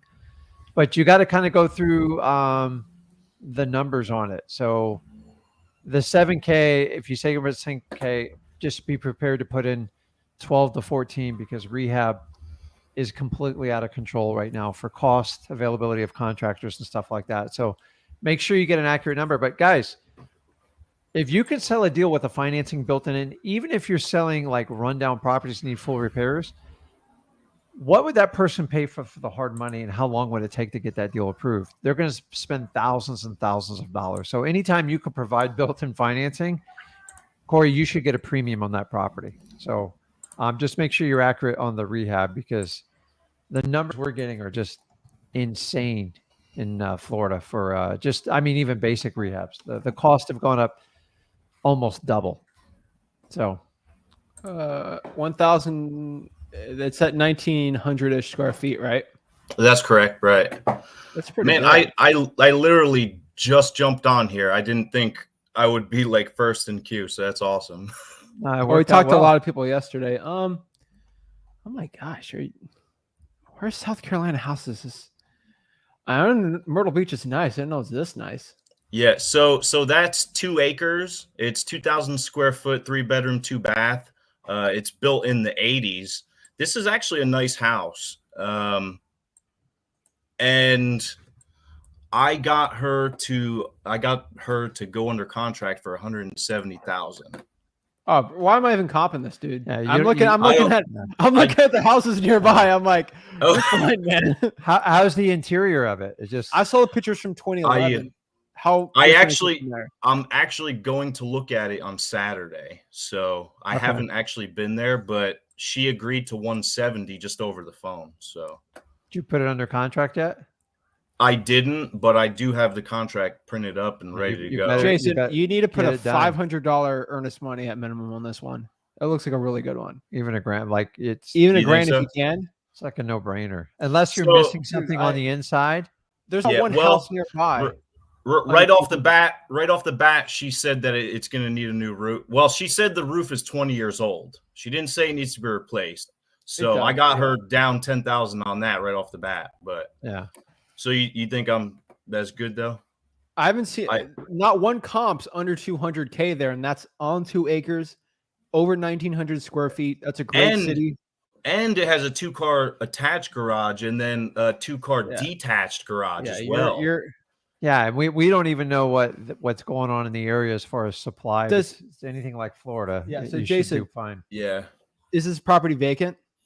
No, it's rented out, and I actually got the renters on the phone. I talked with them as well. They won't tell me how much it's being rented out for. But I had to set up a time with them on Saturday to go look at it. So why wouldn't they? Who wouldn't tell you what it rents for, the owner or the tenants? Well, I talked with the owner, and she said it's personal. And then later on that day, I talked with the tenants, and I asked them, and they said that the owner told them not to tell me. So I'll they're say both this, in Jason. agreement. I always say this. Say, hey, Miss Seller, I'm only saying this for 2 things. First of all, do I have to buy this house with the lease on it? If it's a no, then you don't have to worry about it. The lease is already expired. They're already prepared to move out. That's fine. So second, though, it's like, hey, me and my partner might want to rent this out. I would just love to know how much I could potentially get in rent. It would be a good comparable for me to know, just a general range. Usually they give it up after you say that. Don't say it over the phone. Say it in person. I mean, it's not like you go tell that to someone. They're like, it's kind of hard to say no to that, right? How long were the tenants there for? So they've been there for 10 plus years. They're getting a killer rate. They're getting like a rate. The owner just said that they just raised the rent like the past couple months ago. So it's probably well below to begin with anyways. So what I would do when you said you're going to go out there this weekend and visit with the property with the tenants? I am. Yeah. Okay. So tenants are like little birds that will tell you, they will only tell you everything. Is the seller going to be there too? No, she's not going to be there. So the tenants will tell you everything that's wrong with the property. You don't even have to ask them. They're just going to point it out and just find the major stuff. And if you have to use that as negotiations, but tenants, they love to tell you everything negative about a property. Right. So just use it to your advantage. The seller said that the tenant is upset that he's got to move out. So you need to lock this thing up, get EMD. I just doing the comps on it. I mean, I don't right off the bat, you say it's a good deal. Yeah, unless we're missing the interior. Now, I Yeah. will tell you, Jason, once I had a property just like yours. I remember walking up to it and there was extension cords running through the windows from the house next to it. I go, oh man, I'm a dead man walking. So you it's, should be fine. so the secret of Yeah. comping, Jason, like when you get spreads like that, like wholesaling, people get so freaked out about comping. If you got huge margins in it, the comping is the easiest part of it. Like when you get Okay. really, really tight, comping, I find Yeah. people trying to talk themselves into a bad deal. If you look at, okay, I'm buying it for this, oh, and it's worth that, it's almost double. Like unless I'm missing something in the house, I'm in, and those are my favorite deals. But just curious, when you guys comped this, what did you look at first? Like as far as the value, did you look on Other three PropStream? 2.5s over 1,800 square feet. Okay, And and you then- did it on PropStream though, or I just went to realtor.com. There's so Realtor.com, many tools okay. online. Like yeah, PropStream kind of okay. weird in South Carolina. It's really weird. I literally just looked at the other sales because it's a non-disclosure state. Okay. 5 seconds to me just And popping remember, it back in. your Okay. buyers, the first thing they're going to do is look at Zillow. Yeah, and Zillow's- Zillow is like 290, I think. It's too high. No, Zillow's I too know. high. But I'm just Yeah. telling you, like it really, That's that's what good. 90% of the buyers look at. So like, okay, you know, Yeah, you I got guess plenty the of room, so- seller, maybe the sellers didn't look on Zillow. But like, even Oh. when you look on Zillow, I'd love to share my screen. But like, we have a 1,700 square foot sold 9 months ago for 218, a 3.3, 1,700 square feet, like right darn tootin' right there across the Yeah. church, sold for 240. It's like I'm just looking Yeah, at like true. I don't see one stinking comp lower than 200 on this. You're fine. Okay. I see a 130, but that's a 1 bedroom, right? So it's like the other 3.3s. This is a stupid one. This is new construction. Number 6 on Zillow. Oh, that's off the water though for 400. Like, I think you could easily sell this thing probably for, if the property's bad, for worst case scenario, like there's rats, mold, new drywall, 200. It could go up to 240 though. It could be. I don't know. Here's the thing: you're gonna have to bid this thing up, and you're gonna have a really solid buyer if they're gonna walk through the house. Well, check this out. This was going to be my last question. I have a cash buyer here that I've showed another house to, which it wasn't my contract, but I showed him. It was gutted. He wasn't interested, but I did meet him in person. I showed him this house, and I told him he can come with me on Saturday to look at it. That'd be. Do you think perfect. that's a good idea, or? I do. My only advice is lock it to up. make sure you got it under contract because. Well, I told him it's under contract. I mean, it's not. You tell but- like I'm just telling your contract's the one that Jason, protects I'm him gonna- from going around your back. Jason, I'm Yeah, gonna I say know. this. I know. By the way, I was I've been unsure doing of this myself. 20 That's years. why. I did my first 3 years doing this. I got screwed out of so Jason, much money. Like you just I stop see- doing it. I see Yeah. 50,000 you could probably make on this deal. I would not bring them through. I'm just being completely honest. I would My go gut's ahead and telling get it you not locked up to. first. Yeah. And then once you have a valid contract, she knows you're locked up, then bring it up because it's 50-50 if this guy or gal goes up behind your back and tries to make a Yeah. tweeter off. Plus, you need pictures, and you have to get that cash buyer's commitment to buy the house before they even walk through. Well, he was right off the bat after I showed him. He was like, "Okay, I want to do $1,000 EMD." Like you right don't off have the bat. pictures, man, and you don't even have a price, right? No, I don't. I So- may have Jason, what messed would up feel here. I worse? told him 180. All right, Jason, this cash buyer ain't even your thing now. I'm Dude, telling you. you don't need to. What would feel you only worse? need one cash buyer, and you need it Yeah. the one that takes care of your family the most. So you don't work for them; they're going to work for you. So you have Right. to focus on getting it under contract first, and then meeting with the tenants to figure out, how, what are we dealing with? The Right. buyers, in my opinion, is the easiest of You could- the three of this part of the equation. You could make 50,000 Okay. on this deal. Or you can make 10 grand. Like it's Yeah. your choice. So I think you can go to that cash buyer and say, "Hey, this house is nicer than I thought," and show the pictures. He can't even. I don't take any offer from a cash buyer serious, literally, unless they see the pictures. Yeah, So, that's true. Because he you got doesn't know what the 50,000. inside looks like. Yeah. You can make 50,000. Do not bring that cash buyer through. And till you got to lock it give up. them your number, and you got to. It's got to make some logistical sense. But when they start trying to beat you up and stuff like that, like you talked about $1,000 earnest money deposit, was that for you or for your buyer? No, that was for the buyer. He wanted to put it down right away and lock it $1,000 up. is a joke. Like it's Yeah. not $1,000 is not going to commit. $5,000 is the minimum you do. You 3 don't to do- 5.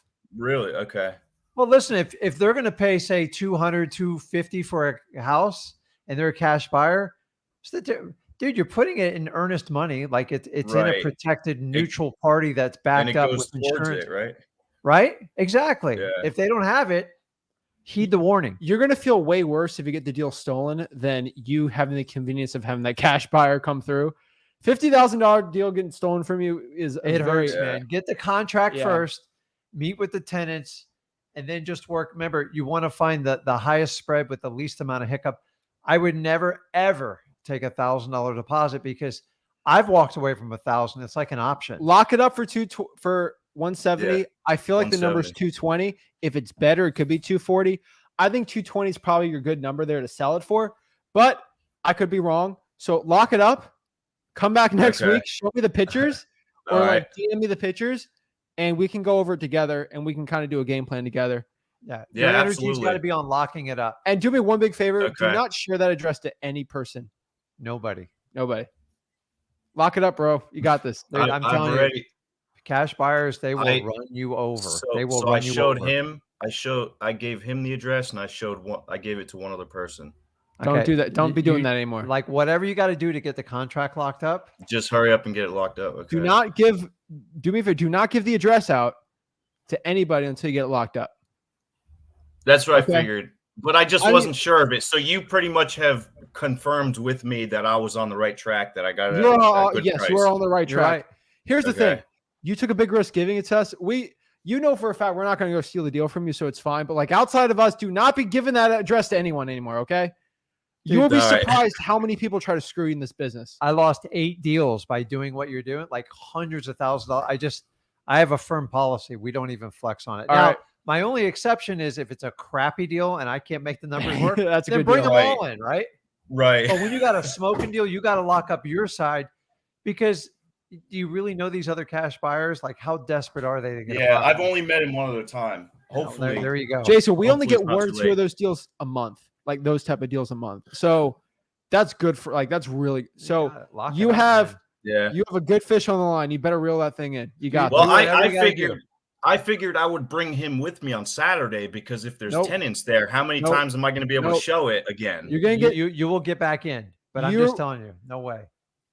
the feeling of getting that deal stolen is way worse than the feeling of you having to talk to the tenant to bring another person through. It's painful. It's a way easier conversation. It'll get you training for the UFC. It pisses you off so much. It's like because people are just Oh, unethical, they're right. unmoral, and they'll do. I anything to hope screw I you. didn't make a mistake by showing him, but Now listen, Okay. I had him at one point sign a non-disclosure agreement with all this official notary, and they still went behind my back. So, Jason, you know what to do. Do not bring that person through. Lock it up, and then you're good to go. You know what to do now. Come back All next week and I will. hopefully do it well. And I last appreciate it. last thing, Jason, do not get greedy. You have a good deal here. Do not try to get greedy and try to get it for right. That will kill your deal too. I was going to be happy with 10K, honestly. No, I no, was just gonna be- you're going to make more than that, Jason. You've got to. If you follow the game plan. Yeah, you don't All have right. a super tight deal. So these ones, when you're talking about getting everybody to 100 grand, I'm like, I'm giving you the hardest way. 10 grand, 10 deals. That's But if worst you get case one scenario. deal- Yeah. If you can get one deal that makes 30 or 50, it puts you so much further ahead of the game, and it gives you room to do marketing. So Awesome. Go get it locked up. I appreciate the help, guys. you got it. See you next week. Okay, man. See you, see ya. Jason. Good luck. Wish Guys, everybody had that. problem. Guys, if you lock up a deal, you have to lock up a deal before you send it to anybody. you Make have sure to. you have You're an going to get EMD. killed. Stresses me Learn out. from my mistakes, man. I got abused in this department. You've after already this seen me few talk years. about this. I've had deals trying to get stolen from me. Like I got all this stuff. You wanna hear a cool story? Corey Zach, Rick, what's up? What up, Corey? Corey locked up that quadplex. I just saw the comment on there. Yeah, can y'all hear me okay? Yeah, Yeah. man. Good job. Congrats. Yeah, man, I went on the appointment. I made sure ahead of time I called because originally it was just going to be the wife that was meeting me. I called and I was like, I really need all the decision makers to be there because I'm prepared to make an offer, and I need to know, are you prepared to make a yes or no decision on if you want to move forward with me? Or Oh, what you want to do. So the husband showed up as well. We walked through all the units. I ran some numbers really quickly. I made an offer. They told me no at first. We volleyed it back and forth, met at a really good price. I got it like right around 60% of the ARV minus repairs, and got it locked up. Sent it out to just a couple of the really good buyers that I know that I have, and got some appointments to walk through it with some buyers on Saturday. I shouldn't have any problem assigning it that day, honestly, because the buyers that I'm showing it to on Saturday, they're almost desperate for multifamily right now. So yeah, everyone's the entire world. Corey, go to LoopNet and just see how much is on the. It's terrible. So Corey, how much do you think you're going to make off this deal? Your estimate? I'm thinking if I just take the first real offer I get, I could probably make an easy $25K on this. Now, if I try to go for the best offer, could probably push it to 30 to 35. So you have to make that decision. All 4 units are rented right now, but I factored in some repair costs to do updates and add HVAC to the entire building because it just has window ACs per unit right now. So Corey, people are really paying a premium. So what are the rents on those? Just out of curiosity. So there's 2 units that rent for $600 per month, 2 units rent for $575, but that is way below market rent. And the landlord, they told me they haven't raised the rent there in years. And what do you expect to retail this thing at? I would say when I ran numbers on it, there's been quite a bit of quadplexes sold recently. A good price, I think ARV on it will be around like 240 to 260 or so. Rent each unit for about 800 to 850 a month. That would be a good deal for somebody. Yeah, dude, Corey, I'm just telling you, get in like a bidding process with this. Yeah, you got to do this one up. Fourplex it's like taking down 4 properties at once. Are there 4 tenants in there? Yeah, they're all currently rented right now. No one's behind on the rent. And here's the good part too. They're all on month-to-month leases, so the buyer doesn't even have to worry about dealing with a 1-year lease on those tenants if he wants to get them out of there to rehab the property. Wow. So that's great, man. How did you what type of marketing to get this deal? So this was like I don't think I'll ever probably find another deal like this again. So I was out driving for dollars, right? And I seen a for sale by owner bandit sign. So I went down the street and there was a freshly remodeled house. Well, I seen the house. I was like, well, that's already remodeled. That's out of my market. Well, right next door was the quadplex. So I was just sitting there in front of the unit getting on PropStream, and the person who owned the house owned the quadplex. So I was like, they're wanting to sell the house. They might want to sell the quadplex.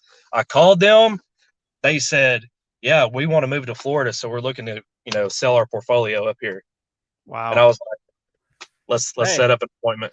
Guess PropStream kind of saved your butt there, right? Like it did. That's the thing. Yeah, because you got Driving for Dollars app in there. Like if you're gonna pay for something, that's good. But bro, that's awesome, man. I'm excited about that. I'm telling you, good things happen when you just drive for dollars. Yeah. It's just because Corey, nobody else would have gotten that deal. There's no direct mail piece or list that would have been on of someone the moving to Florida list or thinking about moving to Florida list. Yeah, dude. The only way that would have showed up to somebody if they was looking at high equity multifamily because they have high equity on it. Dude, that's just a blessing that just sometimes blessings just go in your lap and you got to just go you got to put the effort forward, and Corey did it. Is this the only property they own in your area? They have some land and that house that was right next to the quadplex, but it's fresh renovated, and they're talking about listing it with a realtor. So nothing I can do with that. But some of the land I would be potentially looking into that. I'm not really too familiar with the area that the land is. So I'm going to talk to some buyers that I know that actually will develop areas and see if it might be of interest to them. If it is, I might move forward with it. But so Corey, so you're going to sell this, I'm just telling you, there's a huge premium for any multifamily. You already have high interest. You said, I might take the first one that comes across. Don't.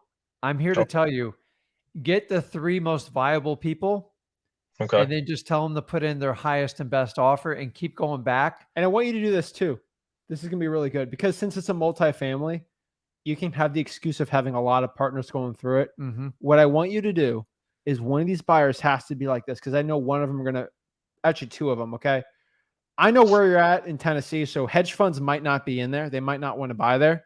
But I want you to find at least one Facebook buyer to do a walkthrough with. Okay. And you need to get pictures. And then don't publicly market the deal. But like ask on Facebook, like, hey, anyone looking to buy a quadplex in this county? You'll get like 50 people going out. If I was in Tennessee, I'd just buy it from you right now. Yeah, like honestly, like I would find I would just send you the money. I would find it. I love fourplexes. Yeah, but like I would find, someone at least on Facebook, they can vet proof of funds, make sure they've bought multifamilies before, and add them on top of the 4 buyers. I want you to send the pictures to those people, addresses and stuff, and then get their bid it up. Okay. And remember, someone's going to give you an insane number. Corey, someone's going to give you like, what price can I get it now to buy it here and take it? And that's what you're trying to get from them. So if you get 3 bidders, one of them, I promise you, he or she will raise her hand and go, what's the price where I get it and nobody else gets it? And they're using other people's money, so they're willing to pay for it. And you need to give them a price where they're going to say no. Yeah. So just say, listen, 275, it's yours. And they're like, listen, the most I can pay is like 245. And then you got to make a decision on what your minimum is you would take on it. Yeah. And do it that way. Thrilled if I got that. You have a unique asset, and if there's demand there for it, you need to cash in on that. You need to get a proof of funds though. Yeah. Oh yeah. The couple buyers I sent it to already have their proof of funds. I know they're legit. Anybody else, like I put it on my local RIA group and I had like 20 something people comment, and it's pretty much just like, I've already got a commitment to show to these couple buyers. Did you post the deal? No, I just said anybody interested in a quadplex in the city, and everybody started blowing me up. That's what I totally do.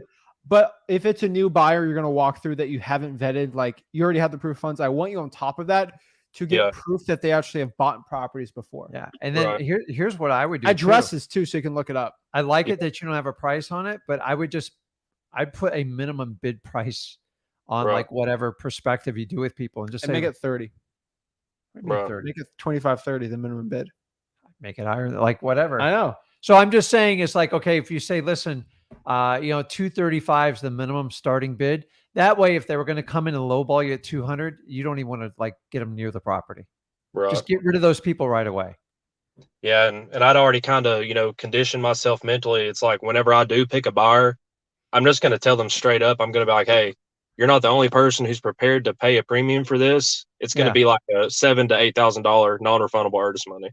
Yeah, I think you're going to make a lot more than what you said it was. Okay, how much is the sell price going to be on this? I think you'll get 240, 240. I mean, 10K is a little. I would probably do at least. I think 5 would be the minimum. Who cares? It's a deposit for God's sake. Yeah. Like he's not holding the money. No, get a minimum of 5K and then go from there. And then if I wanted to compete with this, I guess, Corey, what if I just give you 15 and then I get it for like 240? Can we make that happen? You'd be like, okay, this guy's committed. And that you're looking for that deep commitment to the highest price. So I'd put the minimum price on there. So it's like a starting bid. That way, if somebody wants to offer 200, they won't show up. Okay. And you don't waste your time. And then that's a good idea. I didn't really ever think of doing something like that. Yeah, I mean, you can't do this on all properties, but like when you can like run and gloat and do that, I would run with this one because you're in the perfect scenario, the perfect market to sell it. So make sure you and your family benefit the most from it. Right. It's just been a great day for me in wholesaling, man. So I got that contract locked up, and then I got a call back from a lead that I had spoke with a couple weeks ago, and it wouldn't work as a wholesale deal just because the financing part of it, the process and everything, but they called me and said that they were open to letting me get the property seller financing. So I'll be buying the property seller financing myself, can put about 7 to 10, maybe 12K into it and turn it around and sell it on the market for like a 40K profit. Yeah, and that's the. I mean, whenever you get seller financing, it's people will pay you a premium for the financing, and it's just sometimes you just ask for it. Like everyone tries to make it so complicated, just to ask for it. If they'll do it, then great. You'll get more of a premium on that one as well too. He told me he wanted to do about like a 12-year term, 6% interest with 5K down, and whatever the difference would be, a balloon payment at the end. I'm like, sounds good to me, man. Let's do it. Yeah. So that's a good, so the idea is just make sure you don't get too far upside down it. So like figure out your repair comps because they're a little bit high right now. And then what you got to give to that. And then when you have your new buyer come in, you could just wrap it up and do seller financing on the whole thing. You'll get 10 to 15% higher price, and you'll get the arbitrage on the cash flow off the difference on the interest rate. Yeah. So it's just been a great day. That's awesome, dude. Just love celebrating the wins. Yeah, just keep going at it, man. Like you got it, and let us know how it works out with that fourplex. You got this, man. I'm telling you, you're. Remember, you only need one good cash buyer. Your job is not to make 3 people feel better about themselves. The idea is I have a product, you want to buy it. If it's a win-win, great, and that's it. But like you don't owe anybody anything. I get 3 people there. Do not become best friends with your cash buyers. Keep it business, be respectful, but like you have something that very few people have, make sure you command it. Gotcha. I'm definitely going to keep you all updated because, I mean, once again, I say it every time I talk to you guys. I owe it all to you all. So you all are going to be the man. Just do us a favor. Don't stop marketing. Even though how many deals you get, never stop marketing. Follow that rule. You're going to be good, man. I don't care how much money I make right now. I'm more worried about what I'm going to make within the next 6 months. And I'm only going to make that with my marketing. I promise you, you keep this up, this will not even be close to your best day of wholesaling in a good way. Can't wait, brother. You got it, Corey. man. See you, man. Keep it up. See y'all. Woo! Let's go. Kevin, what is up?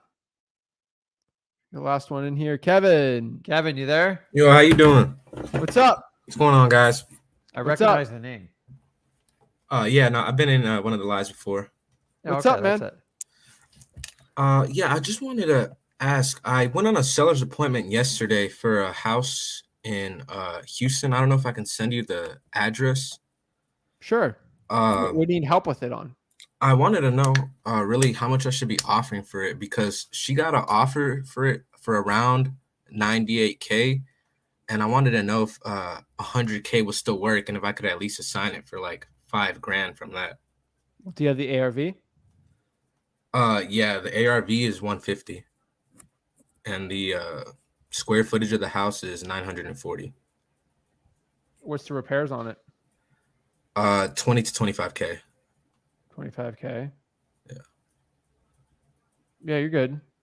Okay, for sure. Just go to freewholesaling.com. ARV minus repairs multiplied by 83%. It's your MAO. You're good. All right, for sure. Appreciate you.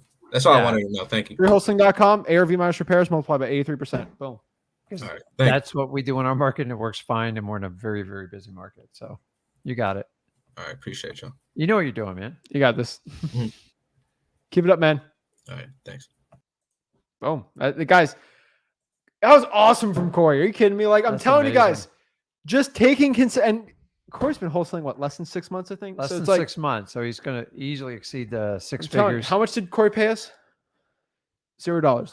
Yeah, that's right. I did not have my credit card machine or my sales staff ready on the phone to take him. And why is Corey being successful and someone else isn't? He's driving for dollars, taking consistent action, right? Like, it just goes to show you, like, it's his first deal was a Zillow for sale by owner lead. Yeah. It's not because he was driving for dollars.